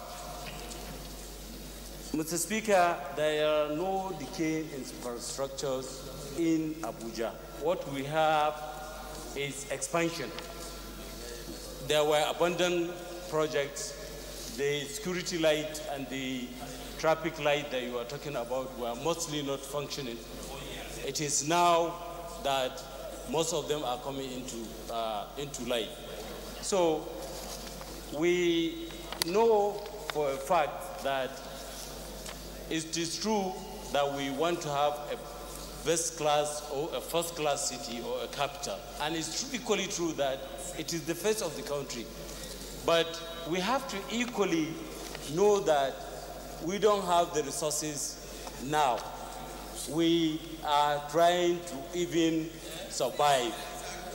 We borrow to supplement our budget. I'm protected. I am protected. Silence, please. I am protected. Please. I missed the point. Please. I don't know who is raising a point of order. Honorable members, please, No silence. Oh, okay. Please, Honorable Okay, Honorable Keita, please.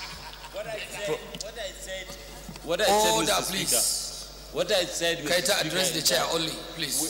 The funding is meager, and we have to do with what we have. So you don't expect any miracle here. We are saying that these infrastructures we need, we are expanding them, and if as of today we don't have any security challenge in Abuja, we do have pockets of security issues which are found in every city of this country. So please, let us not be misrepresented. I totally agree with my brother Nasru. Sir, they are distracting me. Am I still protected, sir? So you are making yourself vulnerable. No. Mr. Speaker, honorable colleagues, I said this is not true, and we shouldn't be saying that. We shouldn't be watching or trying to portray our capital city as a very dangerous place. It is not. We are all safe. We all live in Abuja. If there are pockets of security challenges, they are found everywhere in the world. There is no city in this world that is crime-free. And there is no city that you don't meet and that doesn't need improvement. So please, while this motion is okay, we should try to find a way of attracting. No, it is. If you require improvement, if the motion was seeking for an improvement in the city, is understandable. But where you portray it as a very dangerous city, quote unquote, or where you portray it where we don't have security light or our traffic lights not working, it's not true, and we shouldn't be agreeing. Thank you, Mr. Speaker. That's the beauty of democracy. Deputy Whip. Thank you, the Right Honorable Speaker. I am Pali Iriase. I represent Onwa Federal Constituency, and I'm from Edo State. Mr. Speaker, first let me commend the mover of this motion, because we cannot fold our hands and allow our capital city, which has been appropriately described as our face, the face of Nigeria, to continue in this decadence.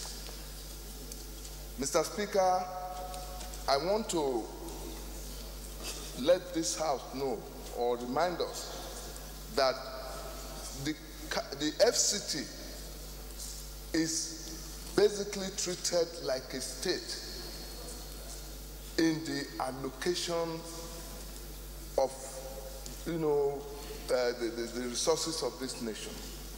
Every month, they get their allocation like every other state. That's number one. Number two, that does not stop them from internally generated revenue sources that they are collecting. So this is a very timely motion for this House to know where these funds are being deployed, because every one of us is a witness to the decay that is ongoing in this capital territory. I am very sure that the founding fathers of the capital territory never envisaged that there will be stagnation, not to even talk about decadence. We should be moving forward and building on whatever was there before. And that is why this investigation will unravel what problems there are that are hamstringing the FCT administration from moving forward in terms of infrastructural development. Thank you, Mr. Speaker. Honorable Betty. Mr. Speaker, honorable colleagues, my name is Betty Apiapi. I represent Abua Odoal Ahoda East Federal Constituency. I'm from Rivers State. Mr. Speaker, like the minority, former minority whip has said, I'd like to support this motion and join my colleagues to say yes, the infrastructure decay in Abuja is getting alarming. And I support everything they've said. Rather than repeating all they have said, I want to add that presently we don't have a chairman House Committee on FCT in the House. So it is important that we get a substantive chairman, because we've been budgeting and passing budgets for the FCT. We need to. There's no chairman. Honorable Hembe is the chairman and he's left the House. Let's have a substantive chairman. We need a substantive chairman so that we can oversight FCT properly. That is just my addition, Mr. Speaker. Thank you. Well, I guess the position of the deputy in any committee or in any organization is that if the chairman is not around, the deputy steps in. So you don't talk about substantive chairman, except you are passing a vote of no confidence on the deputy. If you think the deputy has no capacity, say so. But as far as we're concerned as leadership, that committee is properly manned by a competent member of the House. Leader. Yeah, thank you, Mr. Speaker. I actually have nothing to add. It's a welcome motion, and everything is in order. I just want to quickly correct or remind the House that for as long as there is no chairman of any committee, inclusive of the FCT, I, by virtue of my office as the leader of the House, all committees are under me. So I remain the substantive chairman of FCT, who the acting chairman reports to. So there's no vacuum for now. Thank you. Thank you for that further corrections. Notice of amendment, Honorable Pio Patterson. Your amendment, Patterson.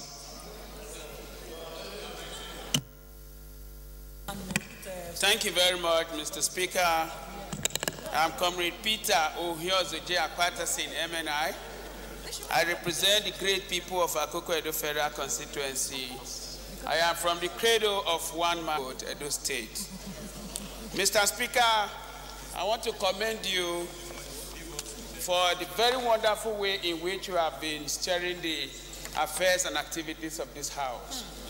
And in particular, your depth of understanding of the job of the Speaker. It has stabilized this House a great deal.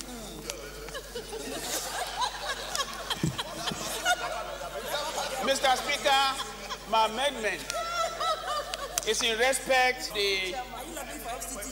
my amendment is in respect of the prayer in this very wonderful motion, which is excellently crafted by my colleague. You see, there are two committees headed, I'm talking about it now. Don't be in a hurry. There are two committees, that oversight FCT. One is the FCT committee, and the other one is the FCT and Ancillary Matters Committee. Mr. Speaker, these two committees have actually been dealing with this ministry for quite some time, and we have raised some of these issues were not, to the best of my understanding, have not received the best of attention. I want to give that the best way to handle this very serious case, which is unique and a one-off kind of thing, it should be by an ad hoc committee. With, excuse me, please, I don't want to be chairman. I'm serious, my chair. But we should ensure that the two chairmen of these committees will serve there for purpose of information and guidance. But it should be ad hoc committee. Mr. Chair, Mr. Speaker, please, I so submit an amendment. Yes. I think if the Seconder, Honorable Shogun, will suspend the rules to enable the leader move a matter of very urgent public importance. Otherwise, there's no way you can take it. Thank you, Mr. Speaker. Honorable colleagues, I rise to move that the rules of the House be suspended to enable the House to move a motion on the matter of public importance, urgent public importance. I so move. Any seconder, Honorable Betty.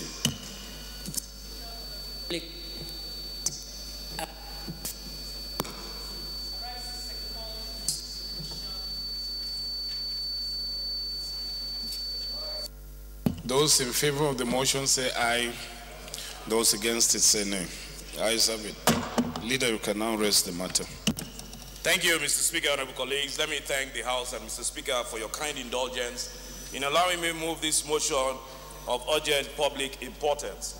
Mr. Speaker, let me get straight to the point. It's a motion that involves the death. I will not say the killing because we do not know the cause of death. The death of 26 young Nigerian females, women, between the ages of 18 and 24 at sea. They were found floating at sea, the Mediterranean.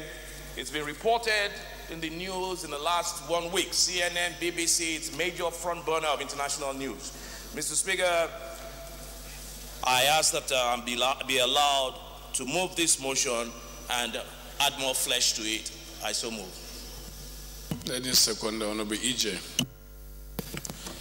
My right honorable speaker, dear colleagues, my name is Remed Ehiozuwa Johnson Agmanyima, representing the good people of Ego Bubaha Federal Constituency. I stand to support the motion, matter of urgent public importance, moved by the leader of the House, because this is an issue that has to do with Nigerians killed. I so second, Mr. Speaker. Thank you.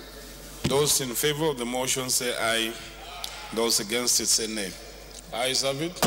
Since the rules have already been suspended. Out that is 26 girls were actually Nigerian girls or Nigerian women. They were aged between ages 18 and 24. Mr. Speaker, honorable colleagues, we are made to understand that on that boat there were about 60 to 70 people on the boat, but only 26 were found dead. What is more curious is that out of the 26, they were all Nigerian. Mr. Speaker, the issue has been on the front burner. It has been discussed, and nobody knows the cause of death. Some have even said it was murder. Some have said it was trafficking. Mr. Speaker, when things like this happen, and we have mass killings abroad, in foreign countries, we are very quick to send our condolences to those countries. But this is a matter that has affected our own, and it is important that the People's House step in. These are lives of Nigerians. They have mothers, they have uncles, they have fathers, they have sisters, they have brothers. Mr. Speaker, these kids were going, I believe, from my understanding, from Libya to Italy. The question that arises now is, how come they were found dead at sea? What happened to the remaining passengers that went away alive? Of last recollection, I understand that 2 people have been arrested. We cannot also allow foreign countries to do our work for us. Yes, it's in their jurisdiction, but we must step in as well. It is on that note that I want this House to mandate perhaps the committees on foreign affairs and human rights to liaise with the foreign minister or the foreign ministry to liaise with the Libyan embassy so that we can have details. We can know exactly what happened, and we can either bring people to order or also prevent such recurrence in the future. Mr. Speaker, that's the motion. It's a very sad one. It's a very, very sad one. Like I said, 26. Even if one Nigerian life is lost, it's sad. Now multiply that by 26. A lot of families are grieving today. We are all here talking about what happened in Texas just recently, where somebody went in and blew everybody up in a church in Texas, and it has taken the world by surprise. We have sent condolence messages to the United States, as we always do. But what happens to those of our own that their lives have been lost, and we don't even know how or what happened? And that is the issue. Whether it's trafficking, whether it's murder, we need to get to the bottom of it. We need to investigate it. The Foreign Affairs Ministry and the Human Rights Committees need to look into it and report back to this House so that we can know how to avert such occurrences in future. Thank you, Mr. Speaker. Deputy Minority Leader. I have to second the motion. Okay, yes. Thank you, Mr. Speaker. I'm Chukwuka Onyema. I rise to second the motion ably moved by the House Leader. So second, Mr. Speaker. So the Leader has debated the motion. We'll take contributions from members who want to speak. Honorable Said. Thank you, Honorable Speaker, my colleagues. My name is Said Akinade Fejabi. Mr. Speaker, what happens to these 26 Nigerians, which are from age 14 to 18, is a very sad situation. Mr. Speaker, we need to be very careful for our country on our own. We need to do the needful. The reason why these juveniles or youth or young ladies were traveling is because of our present economic situation. Because obviously they are migrants trying to travel looking for another better life in other countries. As the leader said, the launch pad is from Libya. I was thinking Libya, and I think the government of Italy has been trying to investigate what actually happened. But we should not forget that this is not just only these 26 ladies that this thing has been happening to. A lot has been happening on the Mediterranean Sea, which concerns our citizens of this Nigeria.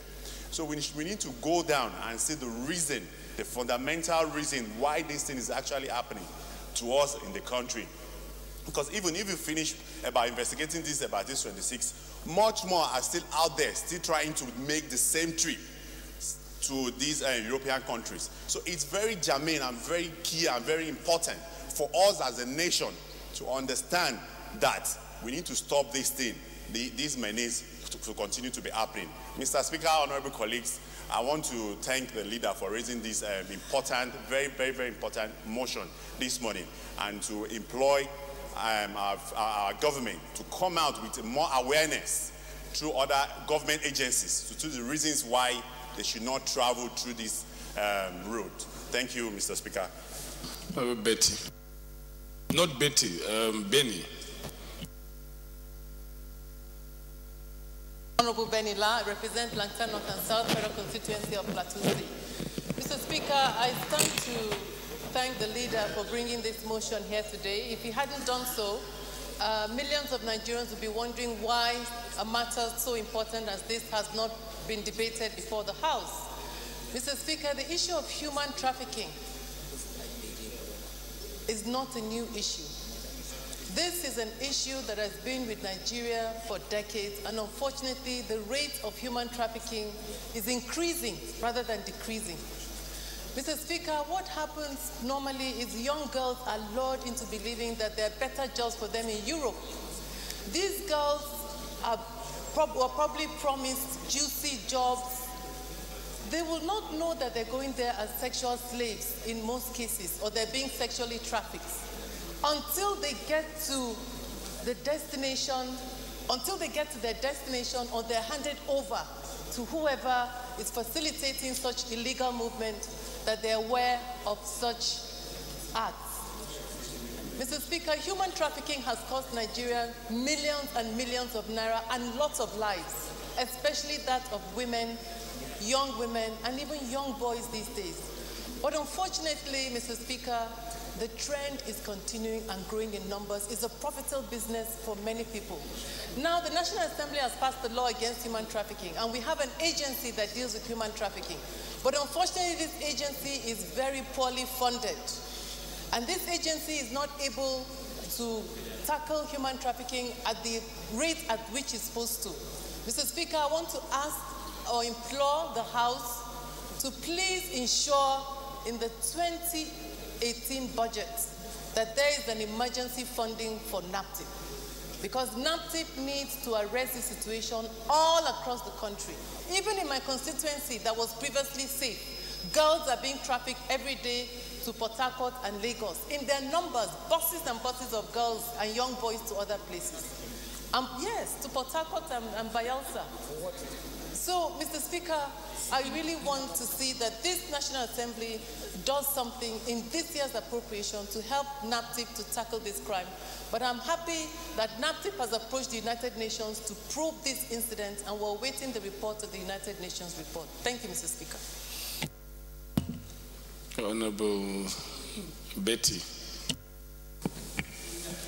Mr. Speaker, I rise to support the motion ably raised by the Leader of the House and to thank him for raising this very all-important motion. Like every other speaker has said, and the Leader has moved in the motion, the rate of human trafficking in Nigeria is getting really, really alarming. And the rate at which Nigerians are dying in the Mediterranean Sea is really gives everyone cause for concern. I will add to what Honorable Benny has said, that there is need for us to look at, for the Foreign Affairs Ministry and NAPTIP to look at Libya and Algeria. Libya and Algeria are the main transit points for trafficking through the Mediterranean Sea.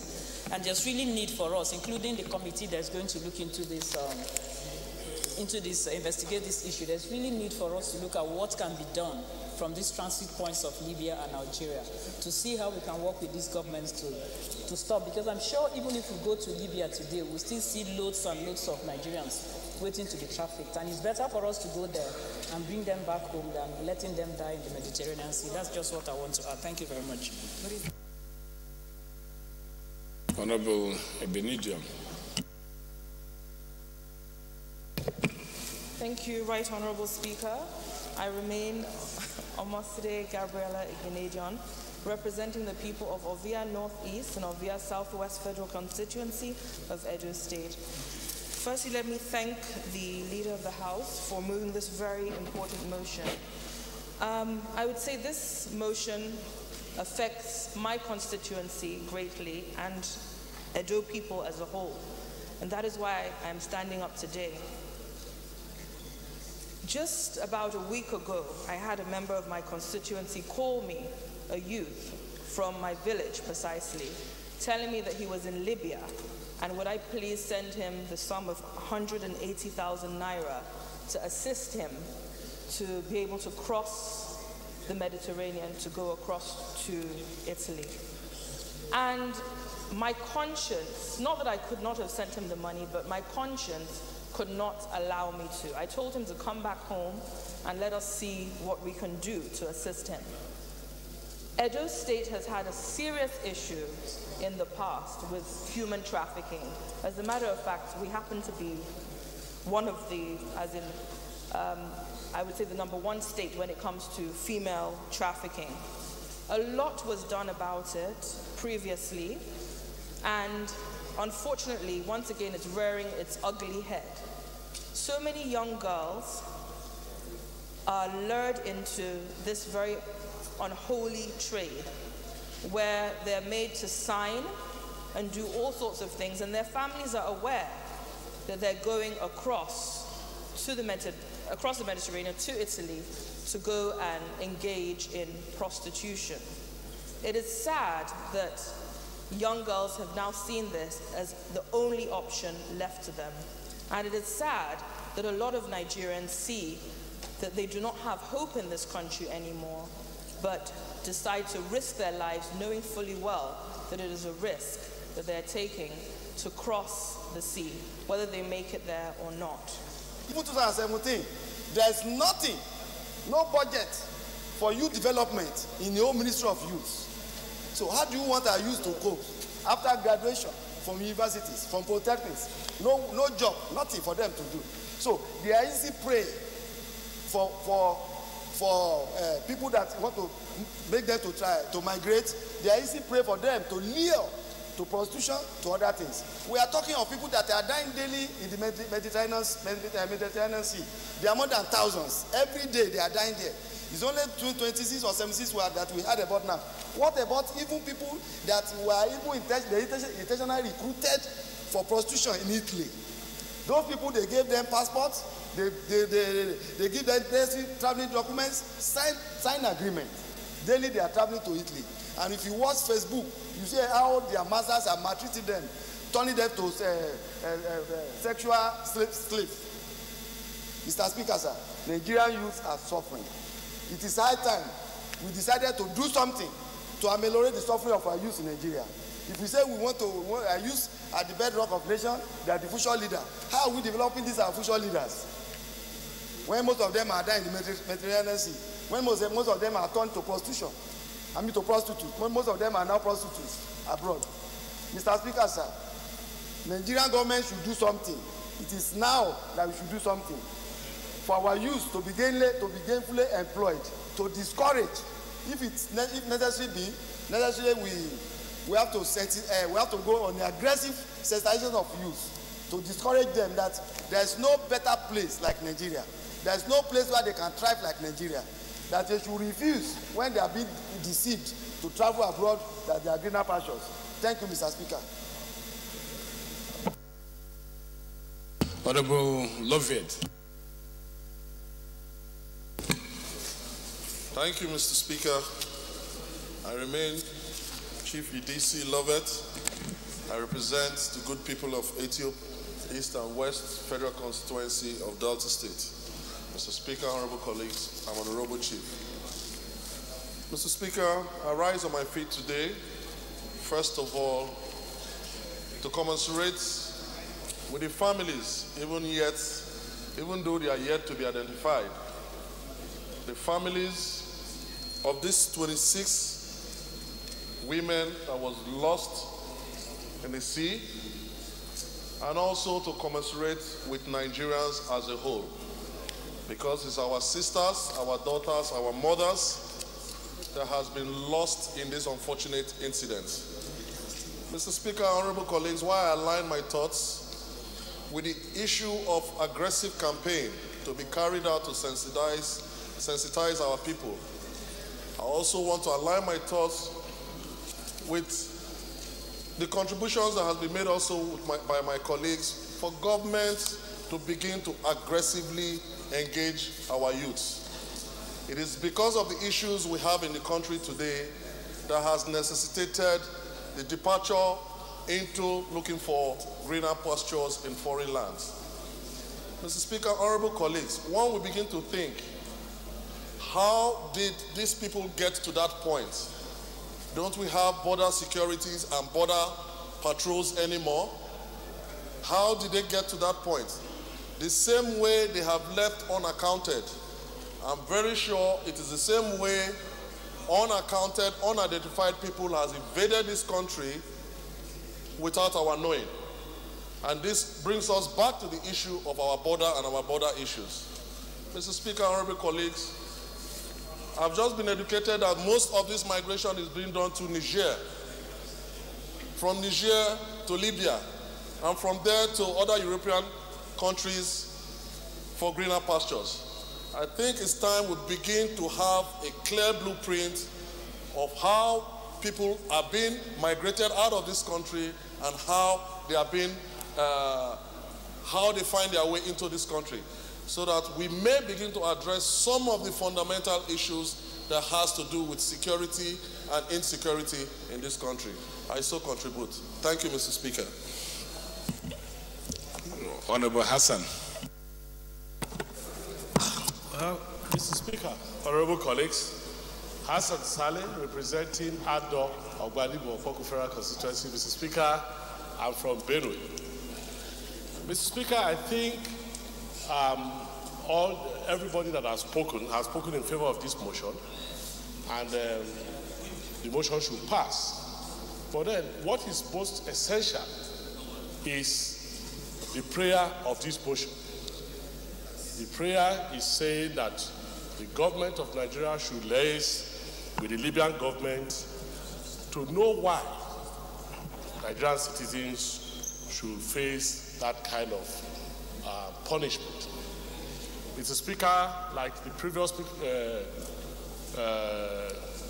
speakers have contributed, whether we like it or not, the onus is on us as a government to sensitize our citizens that it is not all that glitters that's gold. I'm sure we all watch CNN, and there's a series on CNN that has to do with slavery. What we see happening, Mr. Speaker and colleagues, is modern day slavery. That people will go and, prey on innocent Nigerians. They prey on them because they know that they are poor and they are vulnerable. So they can be easily convinced to carry out such, inhuman conduct. Mr. Speaker, I think the National Orientation Agency, which is charged with the responsibility of sensitizing Nigerians on various issues of national interest, should be encouraged or should be charged or urged to please take this as a matter of national importance to sensitize our Nigerian youth, including the Ministry of Youth and Social Development or Women Affairs.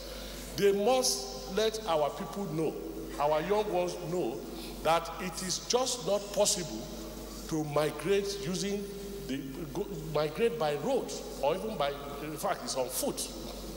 They travel on foot. And outside Nigeria, by the time you cross Niger Republic, there are no human beings on that stretch of the Sahara until you get to Libya. There are various videos, a lot of videos that is being distributed and in fact has gone viral in the social media, where Nigerian citizens are left to die in the desert. They dry up like animals. It's such an, I don't even know the right word to use. It's so indignifying that we must let our young ones know that there is no pasture that is green across the Mediterranean. Because even when they go there, the type of jobs that they do, apart from the prostitution, some of them do things that they are even better off at home here. But because of those that want to take advantage of their vulnerability, they just run along with them, and at the end of the day, they suffer these fate. So I want to urge members to support this motion and also to insist. Mr. Speaker, each time we have painful deaths like this, which unfortunately we now have almost on a daily basis, it brings to mind how we have failed as a country, how we have failed as parents, how we have failed as guardians. Mr. Speaker, I want to disagree that most of the women, or if all the women want to travel for prostitution. I've seen a graduate that said to me, I can make hair very well, and I hear it's very lucrative making hair outside the country. I have been looking for a job for the past 7 years. I can't get a job. Such persons, they want to do something, but there's nothing to do in Nigeria. The state of our youth that are supposed to be our hope of tomorrow, it's so terrible as it stands today that if we don't do something, we might not just have a tomorrow for the youth. If we look at, as honorable members, if we go through our messages every day and you look at the number of persons who send SMSs to you, they haven't eaten. The worst of now, I used to think that in Nigeria, when you have a first class, it's automatic. Now you have people who have first class and they say, oh, I have a first class, I have second class upper, I don't have a job for as long as this. You begin to wonder, when a youth does not have a job, when he gets up in the morning, there's nothing to eat. He is not lazy. He's taking time to go to school. What would you expect that he should do? An hungry man is already a dead man. So when you're talking about the desert, he's dead in Nigeria. So dying in the desert does not mean a thing to him. So I should begin to, at this point, we should begin to look inwards. What is happening to the industries? The Nigerian girls, Nigerian young boys, those who didn't go to the university then, they were factory workers. Today there are no factories for them to work in. What do we expect that they should do? And somebody comes to tell them a story. Oh, instead of dying here, oh, if you just cross, you will get something. Just have strength, just manage to cross. And because he's hungry, he begins to give it a thought. I think that as a government, we should look seriously into the Nigerian economy, especially as it affects the youth. I'm beginning to think that Nigeria is a country that recognizes more of the elderly than the youth. Because the budgets we look at here, the things we do, our appointments, everything is turned towards the elderly, 60 and above. And our youth, 17, 18 to 30, they are roaming the streets. If you look at the number of youth, take a simple advertisement for any government project today, any government employment, you will be shocked. They come out in their thousands. And you begin to wonder, these thousands that are not working, what else are they doing? Some of them, they have aged parents. Some have managed to go through school, and nothing is happening. I think, Mr. Speaker, we should look at this more critically as to keeping our own. Not all the time blame as to why are they crossing, where are they going, what are they doing in the country, what is there, what have we made provision for them to do? How are you going to stop them from moving? When they wake up in the morning, there's nothing to hold on to. When they wake up in the morning, they don't know where their next meal is coming from. And as parents too, we should look at the life pattern of our children. If you make your children believe that they can do something within the environment, if you encourage them, then they might have to begin to look inwards. What do I mean? If you tell your child, some parents come up to me and they say, oh, I have 5 graduates at home, they are not doing anything. As much as I want to help, if you also encourage them, okay, supposing they want to do this, say, a graduate, haven't gone to school, how can she or he do that? I also want to let parents know that it's better that you're looking for what to do here, no matter how the economy is, than having your child die, either in the sea and in the desert. Most of those dead ones, their parents don't even know that they're already dead. Like the last honorable member said, if you look at the social media now, you see corpses on the desert. Last week I looked at it, it was so terrible. It's after they had drank their urine and there's nothing else to drink, they slump and they just dry up like rabbits.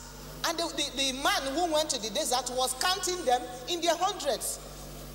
I'm sure those ones, their parents will be saying, oh, he has gone to London, he has gone to America, he has gone to Italy, he's not even reaching us.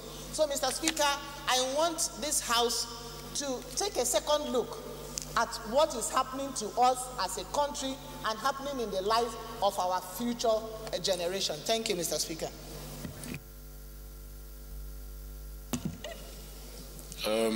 Last contributor will be Honorable Bode Ayorinde. Thank you, Mr. Speaker. Honorable colleagues, I'm Dr. Bode Ayorinde. I represent Owo, Ose Federal Constituency. I'm from Ondo State. I rise to lend my voice to the motion as moved by the leader of the House. And I want to adopt all that have been said about this very important motion. I rise to move 3 amendments to this motion. One, that there is a need to build a wall on the perimeter area between Nigeria and Niger. It might look a tall ambition, but when you look at the issue of security, Boko Haram, it is this border. When you look at the issue of people crossing through Nigeria, through Chad to, it is this border. We can start to build 100 kilometers per annum and to prevent these security challenges and these border challenges. So I move a motion that Nigeria take a look at building a very tall concrete wall between Nigeria and Niger. Secondly, that we to observe 1 minute silence in honor of those that have died in that manner.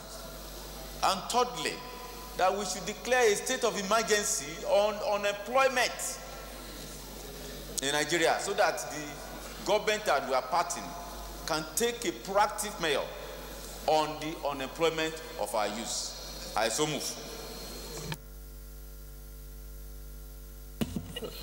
There's a notice of amendment here from Honorable Omosade. Honorable Omosade, can you move your amendment, please?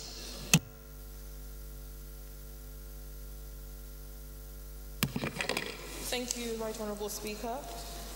I remain Omosade Gabriela Igbinedion, representing the people of Ovia Northeast and a Southwest Federal Constituency of Edo State. My amendment was that we observe a 1 minute silence for all those that have lost their lives, trying to leave Nigeria, looking for greener pastures, especially these 26 young women who have unfortunately passed away. Thank you very much, guys. Any seconder? Honorable Hassan. Thank you, Mr. Speaker, honorable colleagues. To show compassion, definitely, I want to second the motion that we amend the prayers of the main body of the motion. I so second. Those in favor of the amendment say aye. Those against it say nay. Ayes have it.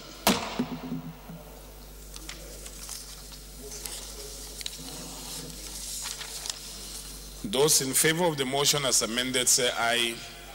Those against it say nay. Ayes have it.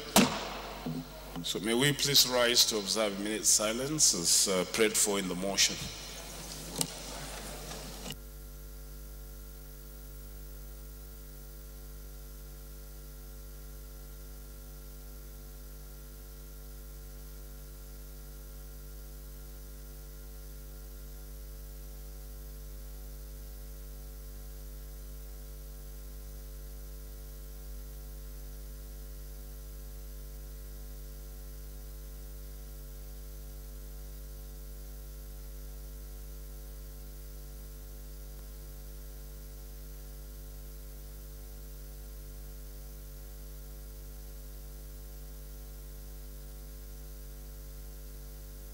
May the gentle souls of these 26 girls who died in that tragic incident rest in perfect peace.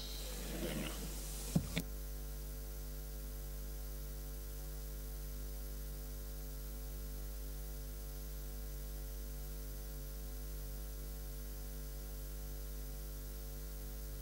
Yeah. Move for 7 order of the day's motion on case of sexual harassment and shooting of a 17-year-old SS1 female student by a soldier deployed on internal security duty standing. Oh, there's motion number 6. 6 order of the day, honorable colleagues, a motion on need to investigate allegations of illegal recruitment of workers at the Nigeria Communications Commission, NCC, standing in the name of Honorable Ali Issa Jesse. Honorable Ali Issa Jesse is now invited to move the motion. Sorry, Chairman, Telecommunications, is there anything like that?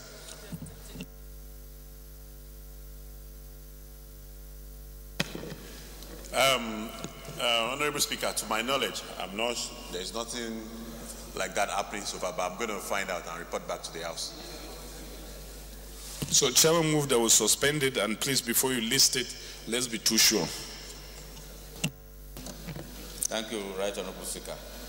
Even the mover is not on the floor of the House now. I apply that the motion number 6 be stepped down because the mover has left for burial.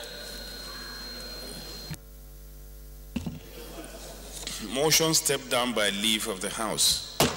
And please, rules and business ensure that you verify some of these things before listing them for debate. So you have to await the outcome of the Chairman Telecommunications findings. We move on. The 7th order of the day is a motion in case of sexual harassment and shooting of a 17-year-old SS1 female student by a soldier deployed on internal security duty, standing in the names of Honorable I.D. Gyang and Honorable Edward Pajok. Honorable Gyang is now invited to move the motion. Honorable I.D., next time, if you want me to recognize you to speak, we'll make sure that you put on light colors. Because I'll go. I didn't know it was you. Mr. Speaker, I remain I.D. Gyang, member representing Barikin-Ladiri Federal Constituency of Plateau State. I rise to move the motion on a case of sexual harassment and shooting of a 17-year-old SS1 female student by a soldier deployed on internal security duty. I so move, Mr. Speaker, honorable colleagues.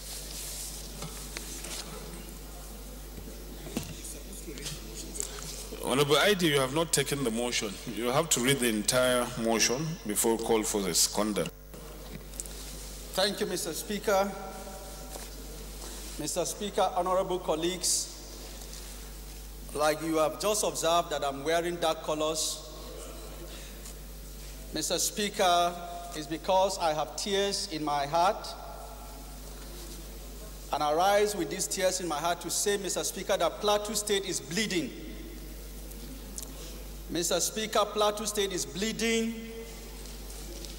from mass attacks and mass killings as I read the motion. And so these mass attacks have become a daily occurrence. Mr. Speaker, today the national and international media was awash with the recent... Honorable I.D., just read the body of the motion first before you debate it. Please.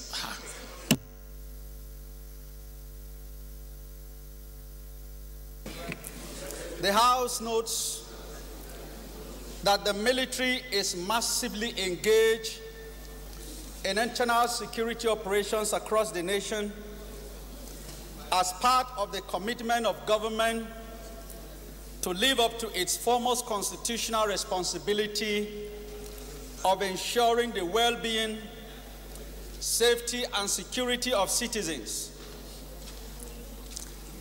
Also notes that in the process of undertaking this onerous task, the military has been contending with cases of human rights abuses, some of which have attracted attention and condemnation of Human Rights Watch and Amnesty International. The House observes that while the military high command has repeatedly assured citizens of its commitment to the observance of human rights, as amply embedded in the rules of engagement, there are behaviors and actions of some operatives within the rank and file that are negating this noble objective. Inform honorable colleagues that on 19 October 2017, indigents of Sop village in Riom local government area of Plateau State embarked on a protest against soldiers manning the checkpoint in the community who had earlier caused the death of 2 boys. Also informed, Mr. Speaker, honorable colleagues, that in the course of the protest, one of the soldiers shot a 17-year-old SS1 female student of government secondary school SOP by name Simi Danladi for allegedly refusing his lustful advances. Aware, dear honorable colleagues, that apart from Simi Danladi, 2 other people, namely Danjuma Kaze and his son Iremia, were also shot and are currently receiving treatment at the Plateau Specialist Hospital, Jos. Concerned that some military personnel whom the nation has entrusted with the responsibility of protecting lives and property of citizens are turning around to constitute a threat to the people, as in the instant case. From the foregoing, the House therefore resolves to mandate the Committees on Human Rights, Defense and Army to investigate the matter and report back in 3 weeks for further legislative action. Mr. Speaker, honorable colleagues, I so move. Honorable Betty. Mr. Speaker, honorable colleagues, my name is Betty Apiapi. I represent Abua Lahoda East Federal Constituency. I'm from Rivers State. I rise to second the motion as ably moved by my colleague. I so second. Honorable ID, please lead the debate. Thank you, Mr. Speaker. Honorable colleagues, as I have captured in this very submission, we are witnessing a situation in Plateau State, Mr. Speaker, that is very, very critical in terms of the welfare, well-being, and security and safety of citizens. As I started saying, Mr. Speaker, honorable colleagues, Plateau State is bleeding. It is bleeding from mass attacks and mass killings. Mass burials have become a daily occurrence.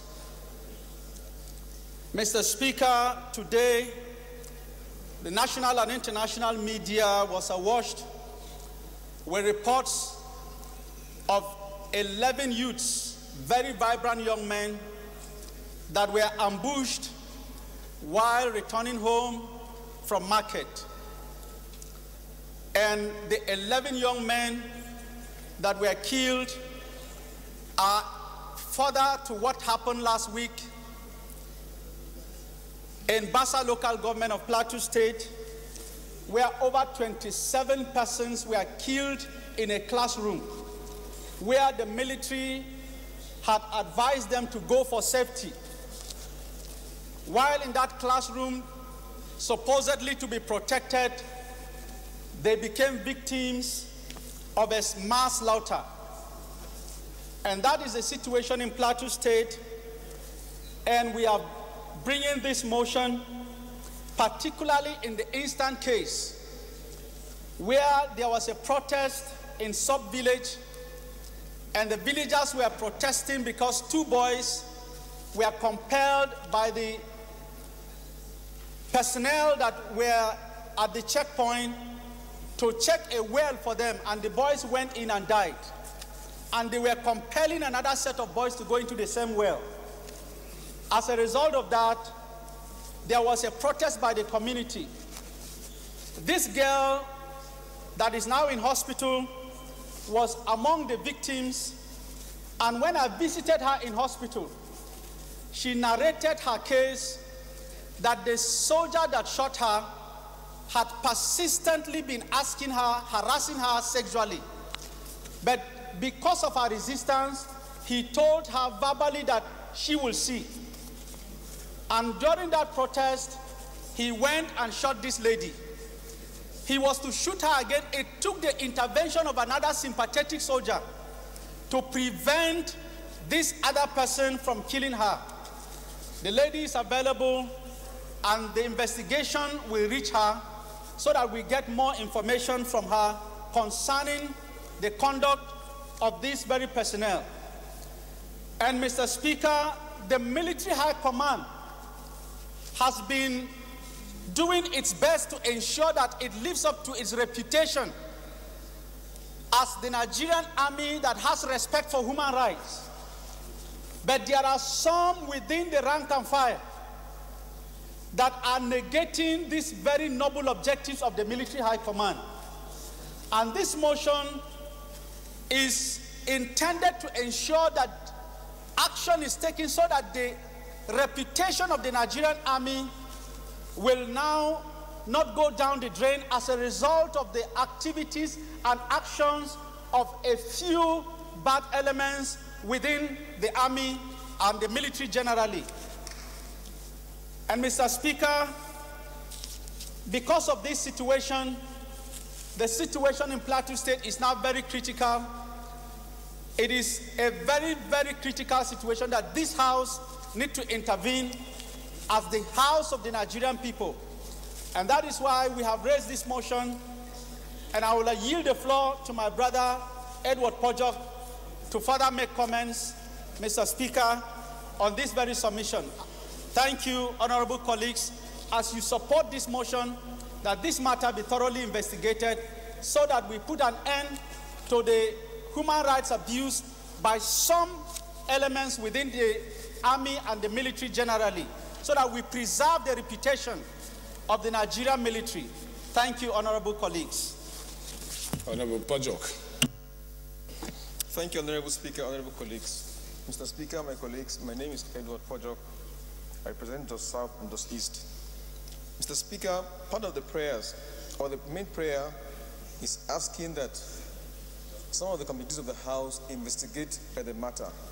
And I happen to chair one of the committees, so I will say very, very few words so that I'm not seen as prejudicing the investigation. But Mr. Speaker, I must note that and commend our colleague, Honorable Idigang, who took the time to go to the hospital to visit one of the patients that was shot at the checkpoint. Mr. Speaker, from the body of the motion, he has given us some information that ordinarily most motions I've noticed in this House does not contain. And what is that? He has said he has interacted with one of the victims, and the victim has been able to identify the person who allegedly shot at her. Mr. Speaker, most previous motions will be saying unknown gunmen attacked so and so person. Today, we are having a known gun person, and the victim has said she is ready and willing at any time when called upon to testify. That is a very, very good, and it will make our job easier when we are investigating. So no one has been found guilty yet. But the good thing is that some persons are ready to testify before the committees to get justice. Mr. Speaker, may I urge that even in doing that, we ensure that there is maximum security for the witnesses, including the girl who is now on hospital bed. I do know that in other countries, when you have such high-profile witnesses that may give evidence that may endanger some persons who are in privileged positions, you find that even by the hospital door, you find policemen or other security to ensure that her life is protected, because it may very well be that all the accusations that have been made previously, that we're having men and women in uniform who, instead of protecting the lives of others, are now the source of the danger, of endangering others' lives, that maybe we'll get to the bottom of the matter. So I urge that that particular lady, who is 17 years and an SS1 student, her life be protected using all the resources available to the government. Mr. Speaker, I dare say that with the impunity happening today in Nigeria, where, let us say, we are gradually moving to the Hobbesian state, where life is nasty, brutish, and short. Maybe one day, instead of Nigerians coming to demonstrate here, maybe we in this House should also move to the force headquarters or to the defense headquarters and even go and show symbolically that we empathize with other Nigerians who are losing their lives daily. Because let it not be that it's just a mere statistic where we're saying the motion moved by the leader of the House, 26 Nigerians died on the high seas. All of us deprecated that kind of conduct. Almost every day on the floor of this House, there are motions being moved that Nigerians are being killed. Are we just lamenting on mere statistics or on human beings? whose lives are very, very important, not only to their families, but to the entirety of this country. So I think that the time has come that we should move beyond just mere emotions to show to the whole world and to Nigerians that we care about each life. In other places, even in America, when there are attacks, within hours or within a day, you hear that at least justice has been done. What is the justice? The state will unravel whoever are behind those attacks. But in Nigeria, how many cases have we been able to unravel to discover who were the perpetrators of these attacks? I think that this investigation must uncover who the attackers are and ensure that justice is meted out, if only to serve as a deterrent to others, because it seems as if we are incentivizing, that is, we are giving incentives to others to continue with this impunity because nobody is being brought into book. But if you start bringing some people into book, maybe these attacks will begin to cease, because it now seems as if there's a culture of attacks where life is not being treated again with any respect. So, Mr. Speaker, as sad as this motion is, I believe that if we do the needful, maybe, and I'm saying maybe optimistically, that we'll begin to see the end of these senseless attacks by some Nigerians on their fellow kith and kin. So like I said, I will not say more so as not to be seen to prejudice the investigation that I'll be part of, but I promise that we will do a very thorough investigation to get to the bottom of the matter. Thank you, honorable colleagues. Leader. Thank you, Mr. Speaker. Mr. Speaker, I want to align with all the arguments of both the mover of the motion and Honorable Pwajok, but I want to also address this also from a constitutional standpoint and also lay part of the blame on the doorstep of the National Assembly that we have dropped the ball and have not done what we're supposed to do as a legislature. Mr. Speaker, first of all, I looked at the motion and I noticed that he was talking about the military to do with internal security. And I couldn't understand what the military was doing in Plateau State as it relates to internal security. Because as far as I know and as far as I understand the Constitution, that is the job of the police. So I do not know where the military begins to act what we call ultra-virus, its responsibilities, and are now in charge of internal security.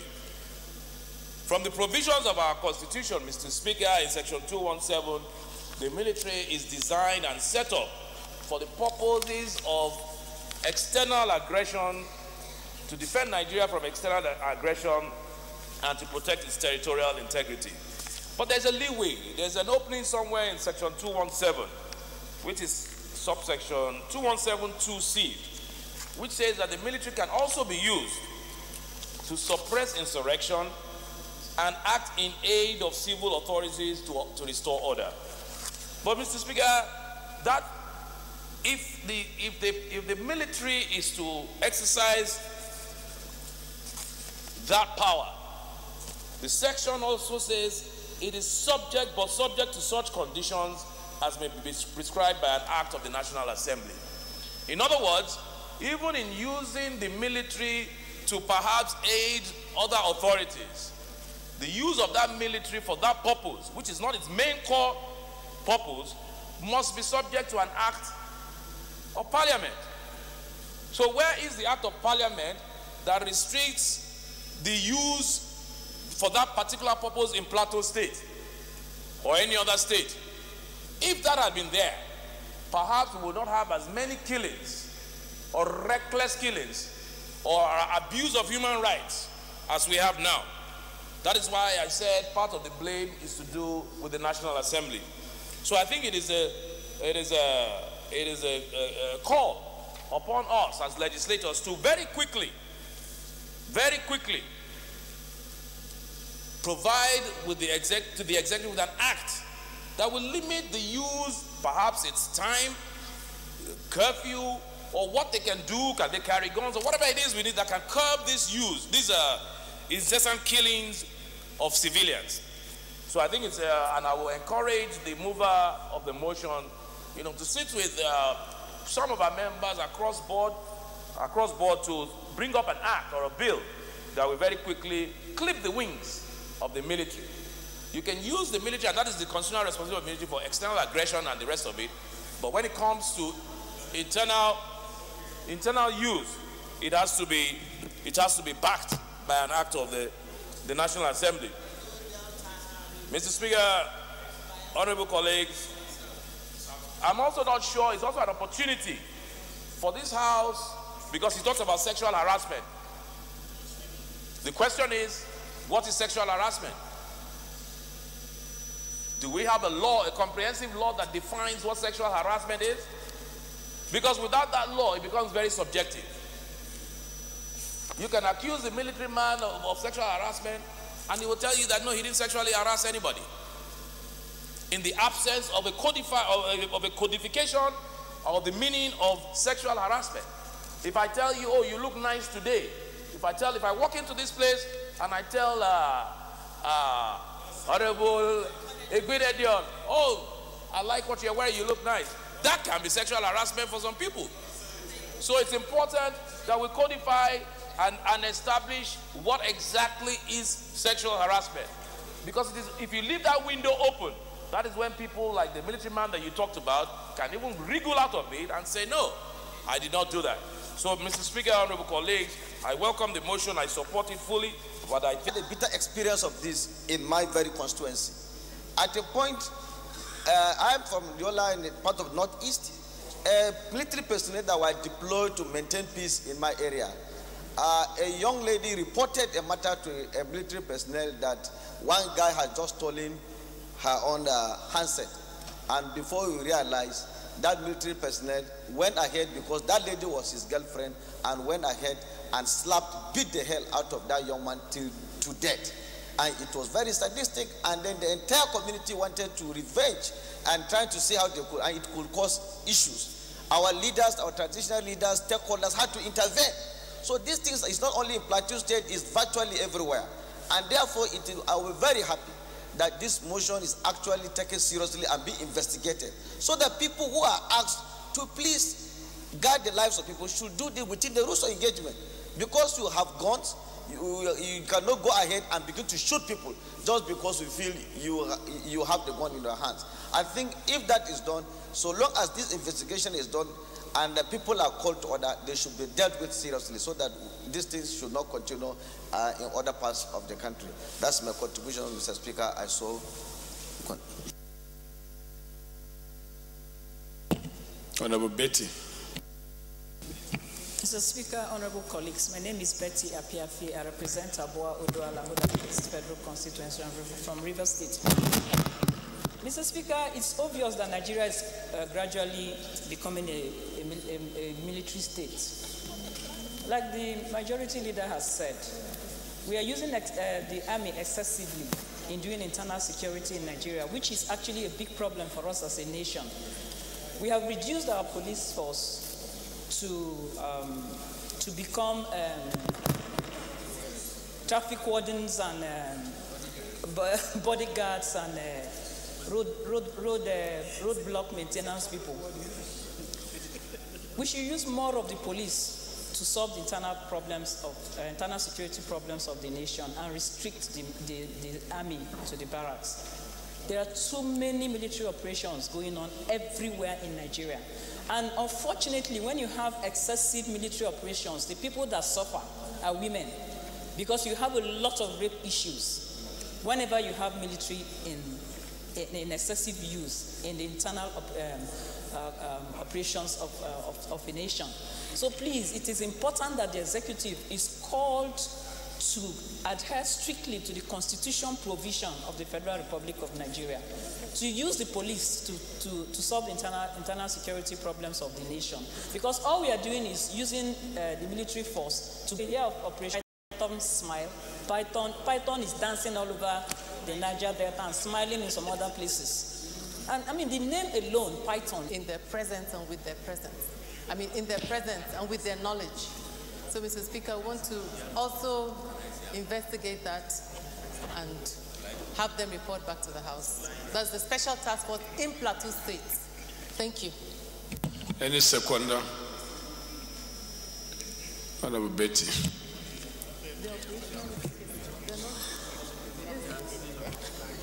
Speaker, colleagues, my name is Betty Apiapi. I rise to second the motion, the amendment, ably moved by Honorable Benila. Those in favor of the amendment say aye.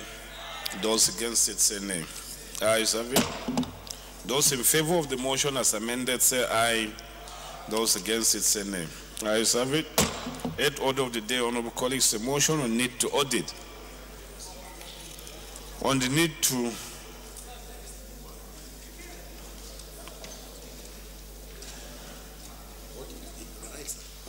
but audit.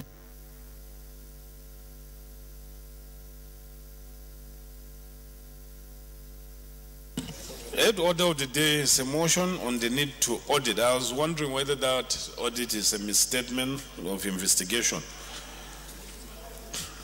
Motion on the need to audit the custom duties remitted by commercial banks to the Central Bank of Nigeria, CBN, from January 2014 till date, and proof of such remittances standing in the name of Honorable Jerry Alagboso and 11 other honorable members. Honorable Alagboso is now invited to move the motion.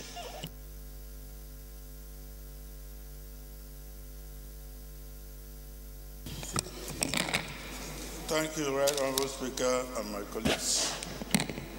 My name is Jerry Alagboso. I'm from Imo State, representing our law, Plenary East Federal Constituency. Mr. Speaker and colleagues, this motion is from me and 11 others, and it reads as thus.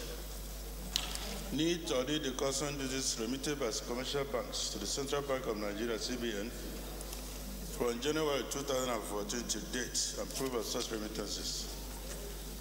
The House recalls that nearly all the service providers of Nigeria Customs Service hand over their build and operate and transfer BOT services to the personnel of Nigeria Customs Service on 1st December 2013. And since then, there have been news that commercial banks have remitted billions of naira in custom duties to the Central Bank of Nigeria, which has generated a lot of reactions in the public domain. Aware that there is now a regime of e-payment, and that all government revenues, such as custom duties, when paid, will be credited to the Commercial Bank of Nigeria almost instantly or within 24 hours.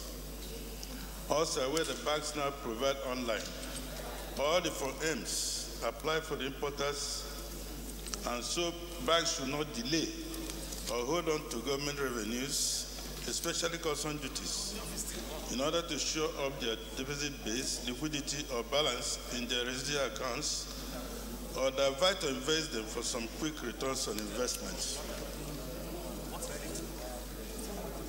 CBN's guideline for forest issuance for M and their utilization within a liable prosecution and litigation period, which tends to affect custom duties negatively.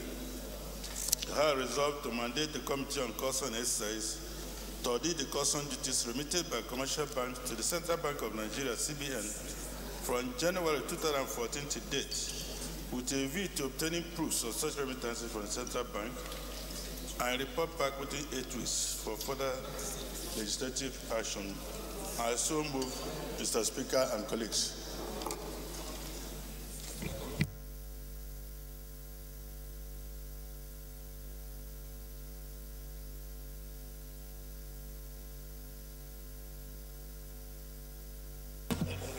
Pardon? Okay, any seconder? Honorable Fred. Thank you, Right Honorable Speaker, honorable colleagues. Agbedi Yetiemina Frederick is my name.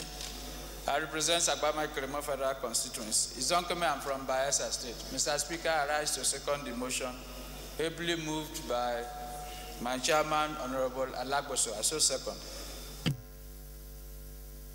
Okay, Honorable Jerry Alagboso, I yield the floor to you to lead the debate, but because it's calling for auditing and investigation, I think we want to debate it after the outcome of the investigation. But you have a few minutes to lead the debate. Thank you, Mr. Speaker and colleagues. I still remain Jerry Alagboso from Imo State, representing Olo also in federal constituency.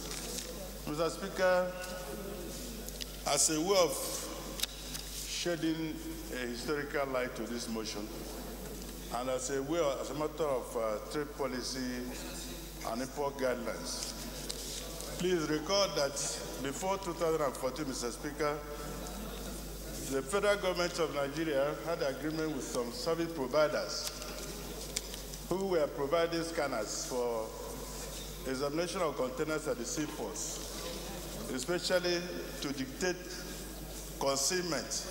That's things that were concealed in containers. Mr. Speaker, these service providers were told to buy scanners, and these scanners were being used, and they were being paid heavily from the custom duties. But Mr. Speaker, around 1st December 2013, as a matter of policies of the federal government, they were told to hand over to the customs. And what this means is that amount of money they were using to pay the service providers now have been plugged back to customs, and it means more revenue for the Nigeria Customs Service. And if there were more revenue for Nigeria Customs Service, it means the commercial banks now are paying more money to central bank, Mr. Speaker. But Mr. Speaker, this is the era of e-payment. It is assumed that any money paid now will hit the central bank within 24 hours or instantly. But it was discovered, Mr. Speaker, that most of the banks delay some of this money. They delay them because they want to show up their deposit base. They delay them because they want a quick returns investment. They deposit them somewhere and invest and take quick return investment. And this does not augur well for some of the importers. Mr. Speaker, to prove that this motion is not crying wolf, let me draw your attention humbly, Mr. Speaker, to what the Minister of Finance revealed on page 3 of Daily Trust of 27th October 2017. On that page 3, Mr. Speaker, the Honorable Minister of Finance said some banks are still sitting on monies that were supposed to have been remitted. This will show you that this very motion is not crying wolf, Mr. Speaker. And as a result, the motion wishes to invoke Section 88 of our Constitution, which, among other powers, grants us the power to investigate such things. And therefore, Mr. Speaker, in a nutshell, this motion is calling for the audit of the custom duties that were paid into central bank by commercial banks between 2014, when the federal government told the service providers to hand over to customs, to date. I therefore urge our colleagues, Mr. Speaker, that this motion invokes that Section 88 to enable us to look at some of these custom duties so that we can prevent corruption. We can also encourage transparency and even discourage waste. Mr. Speaker, I so move. Thank you. So there's a notice of amendment here from Honorable Oluwole. Okay. Thank you, Mr. Chairman.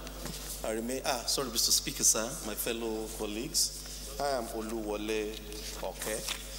Mr. Speaker, sir, I'm from Obokunriade, Federal Constituency of Osun State. My amendment, sir, is on the prayer that the audit should be changed to investigate. Thank you, Mr. Speaker. Okay, just calling for a substitution of the word audit, investigate for audit. Seconder, Honorable Aminu Aishurumani. Thank you, Speaker. Honorable colleagues, Aminu Aishurumani is my name, member representing Binda Amani. I am from Katsina State. I rise to second the motion. Amendment made by my chairman. Thank you. And I so second. Are you just seconding because it's your chairman? I hope that's not a bribe. Chairman, have you heard? Those in favor of the amendment say aye. Those against it say nay. Ayes have it. Those in favor of the motion as amended say aye. Those against it say nay. Ayes have it.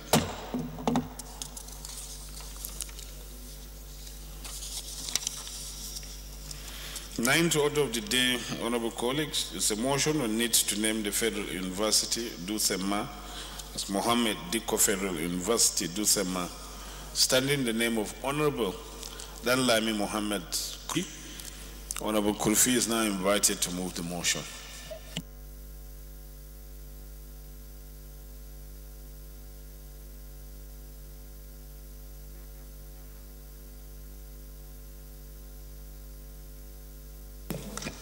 Right Honorable Speaker, honorable colleagues, my name is Honorable Dalai Mohammed Kulfi, member representing Dusama Kulfi.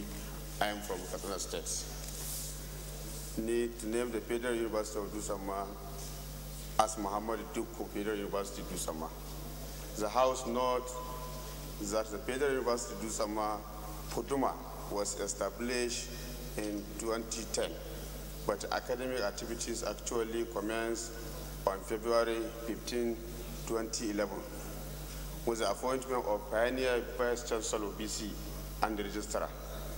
The House aware that the Emir of Katsina, Muhammad Dukku, was a teacher who devoted his life to providing the protection education in the northern region. The House also aware that immorality realization him by naming the Federal University Dusama as Muhammad Dukku Federal University Dusama will practically demonstrate the acknowledgement and the appreciation of the educational contribution of the late Emir of Katsina, Muhammad Dukku. The House concedes that the indigenous of Katsina State in particular and the nation in general will be encouraged by this singular act to make meaningful contribution to the state and the nation, so as to also be remembered and appreciation in the future. The House resolved to urge the federal government to name the Federal University of Dusama as Muhammad Dukku Federal University Dusama, and the mandate the Committee on Tertiary Education and Services on ensure implementation and report back in the 6 weeks to the legislative action. Thank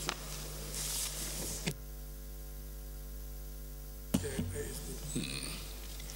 Okay, Honorable Ashuru again. Thank you, Mr. Speaker, honorable colleagues. I still remain Aminu Ashurmani, member representing Vindawamani. I'm from Katsina State. I rise to second the motion heavily moved by my brother, my colleague, Krupi, and I saw second. Thank you. Okay, Honorable Krupi, this is a straightforward motion, except you want to say something else. Otherwise, I'll put the question. No, right, Honorable Speaker, my honorable colleagues, I don't have something to say about this motion, because if we look at the contribution given by our Emir, he's entitled to become this name for the university. Thank you, Mr. Speaker. Honorable Mani. Thank you, Mr. Speaker. I'll just add some words on that. Being the fact that Katsina State is the home of hospitality and our great leader, it is better to be named as that, having been mentioned by my colleague. So I rise to support in that aspect. Thank you very much. Honorable Mahmoud. But as a Nupeman, don't say anything funny here. If you must say anything funny, you have to go to Katsina to say it, not on the floor of the House. Thank you, Mr. Speaker. My name is Mohammed Abdulkadir Mahmoud. I represent Agaila Federal Constituency of Niger State. I want to specifically commend the mover of this motion and also to draw our attention to the fact that because there is a bill that established the university and that bill has that name as the name. So coming here to raise a motion, I would have thought that if he calls for the amendment of the bill, we'll be doing a more proper thing than just giving directive based on this, based on his motion. So I'm of the opinion that he calls for the amendment of the bill so that that name, can be considered here. That's my contribution, Mr. Speaker.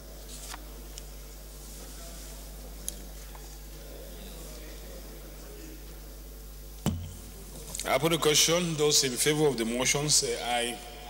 Those against it say nay. Ayes have it. Call to urgently halt retaking of Madagali local government area in Adamawa State by insurgents. Sorry, let me read the proper rendition of the motion. 10th order of the day is a motion on call to urgently halt retaking of Madagali local government area in Adamawa State by insurgents, standing in the name of Honorable Adamu Kamale. Honorable Kamale is now invited to move the motion. Thank you, Mr. Speaker, honorable colleagues. Adamu D.U. Kamale is my name. I represent Michka, Madagali Federal Constituency. I'm from Adamawa State. Mr. Speaker, I rise to move that this honorable House do note that Madagali local government area is located on the fringe of the dreaded Sambisa forest, which is the hub of activities of the Boko Haram insurgents. Aware that Madagali local government area is the first of the 7 local government areas in Adamawa State that were taken over by the insurgent in 2014.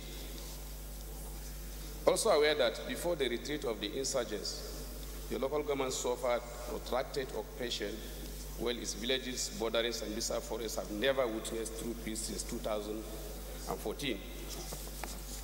The Speaker concerned that the increase in attacks by the insurgents on villages and towns of the local government area, including Gulak, the headquarters, has been increased, with so many lives lost. Recall that the attack of 6 November 2017, during which the insurgents tried desperately to retake Gulak, but for the gallantry of the Nigerian army that overpowered them. Also concerned that if Madagali local government area, which is the gateway to Adamawa State from Borno State, falls into the hands of the insurgents as it happened in 2014, the relative peace being enjoyed by the other local governments in the state, particularly Michika, Mubi North, Mubi South, Mayaha, Hong, Gombe, etc., will be jeopardized, and the people will become traumatized and displaced as it happened in 2014 with the attendant humanitarian crisis. Honorable colleagues, consider that if no concerted effort is made at this time to step up military campaigns and other proactive measures, the insurgent may reinforce in a bid to overrun the local government. Mr. Speaker, honorable colleagues, this honorable House may wish to resolve 1, to commend the President and Commander-in-Chief of the Armed Forces for his effort to restore peace in the Northeast and urge the federal government to step up military campaigns in Sambisa Forest and its environment. 2, also commend the Nigerian Army for its gallant effort in preventing the insurgents from retaking Gulak Town on November 6, 2017, and urge the Army and Air Force to urgently deploy more troops and equipment to Madagali local government area to forestall the retaking of the area by the insurgents. 3, observe 1 minute silence in honor of the soldiers and civilians who lost their lives in the recent attack in the Gulak, Madagali local government area of Adamawa State. And lastly, mandate the Committee on Defense, Army and Air Force to ensure implementation and report back in 4 weeks for further legislative action. I so move, Mr. Speaker.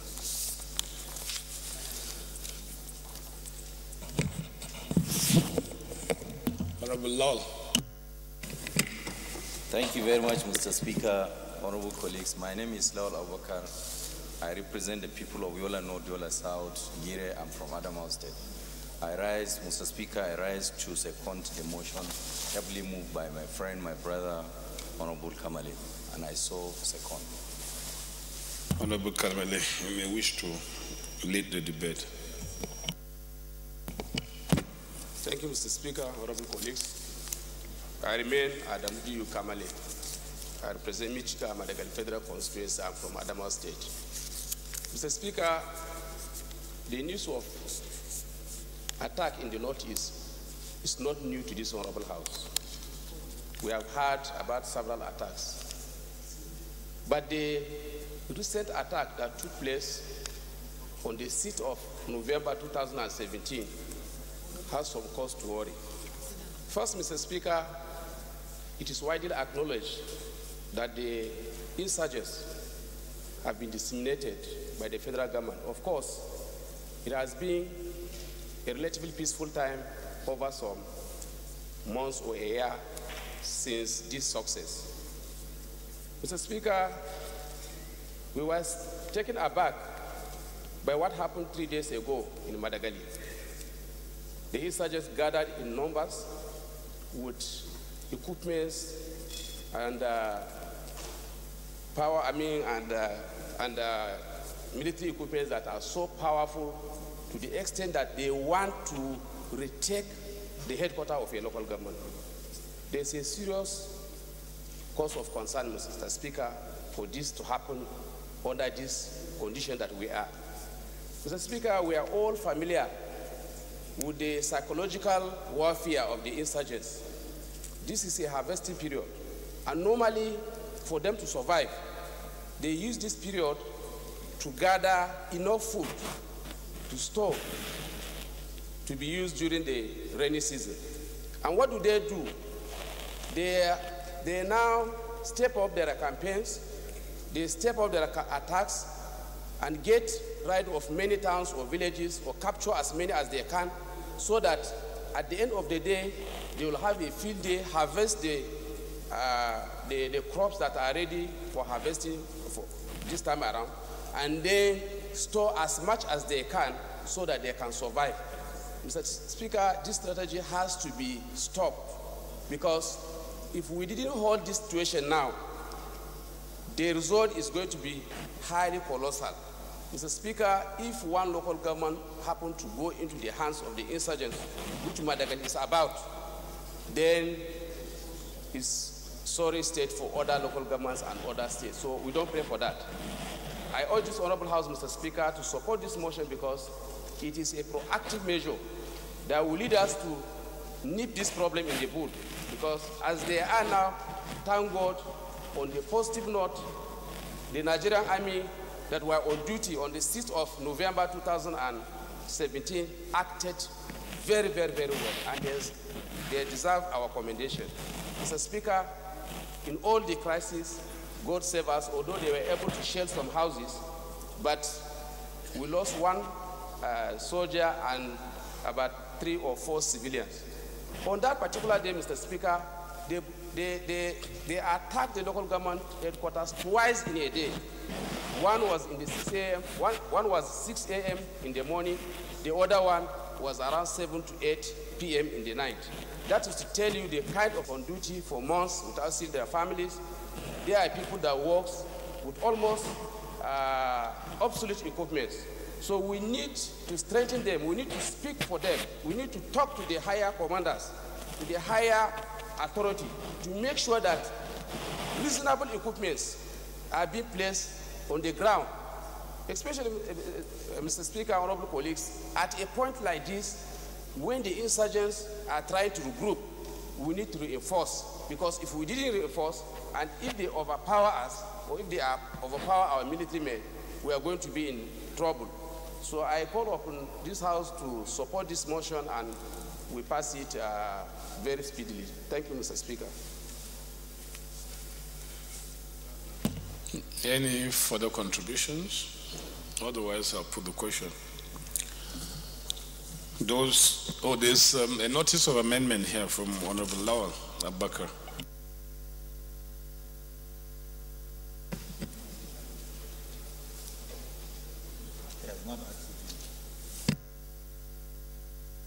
Honorable Lawal, have you abandoned the amendment? Thank you very much, Mr. Speaker. Honorable colleagues, my name is Lawal Abakar. I represent the people of Yola North, Yola South, and Gire. I'm from Adamawa State. My amendment is to the prayer number 2. You should read, what I'm proposing, you should read, also to commend the Nigerian Army, specifically the duty commanders at Gulag during the incidents, for their gallant efforts in preventing the insurgents from retaking Gulag town on 6 November 2017, and urge the Nigerian Army and Air Force to urgently deploy more troops and equipment to Madagali area to forestall the retaking of the area by the insurgents. Mr. Speaker, that's my amendment, and I so move. Any seconder? Honorable Mahmoud. Thank you, Mr. Speaker. My name is Mohammed Abdulkadir Mahmoud. I stand here at the pleasure of people of Agay and Lapai Federal Constituency. I rise to second the amendment so moved by Honorable Lawal. I so second. Those in favor of the amendment say aye.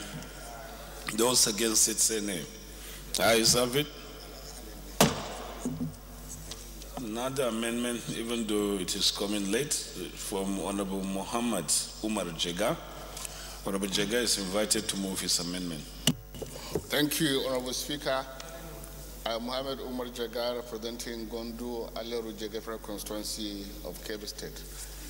Honorable Speaker, my amendment is to do with more surveillance and intelligence gathering to prevent the regrouping of the insurgency. So I'm calling for more surveillance and intelligence gathering by the army and those concerned to ensure that the movement of the insurgents is tracked at a very early stage. I so move for the amendment. Thank you. Sir. Any seconder? The amendment? No second. Oh, okay. Honorable Abdullahi. Thank you very much, Mr. Speaker. Distinguished colleagues, my names are Ibrahim Abdullahi Duzi, and I represent Duzi and Kia Federal Constituency. Mr. Speaker, I wish to second the amendment made by my colleague. I so move, Mr. Speaker. I so second. Those in favor of the amendment say aye. Those against it say nay. Ayes have it. Now put the question. Those in favor of the motion as amended say aye. Those against it say nay. The ayes have it. Chairman, Rules and Business, can you please move that we step down other items on the other paper? Thank you, Right Honorable Speaker, honorable colleagues. I rise to apply that the 2 other items on the other paper be stepped down.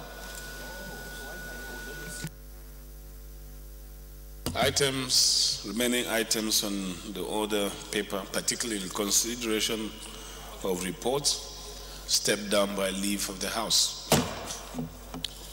Leader, adjournment. Thank you, Mr. Speaker.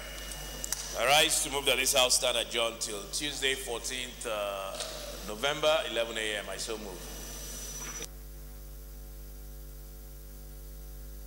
Rules and Business. Thank you, Right Honorable Speaker, honorable colleagues. I rise to second the motion that the House do adjourn till Tuesday, 14 November at 11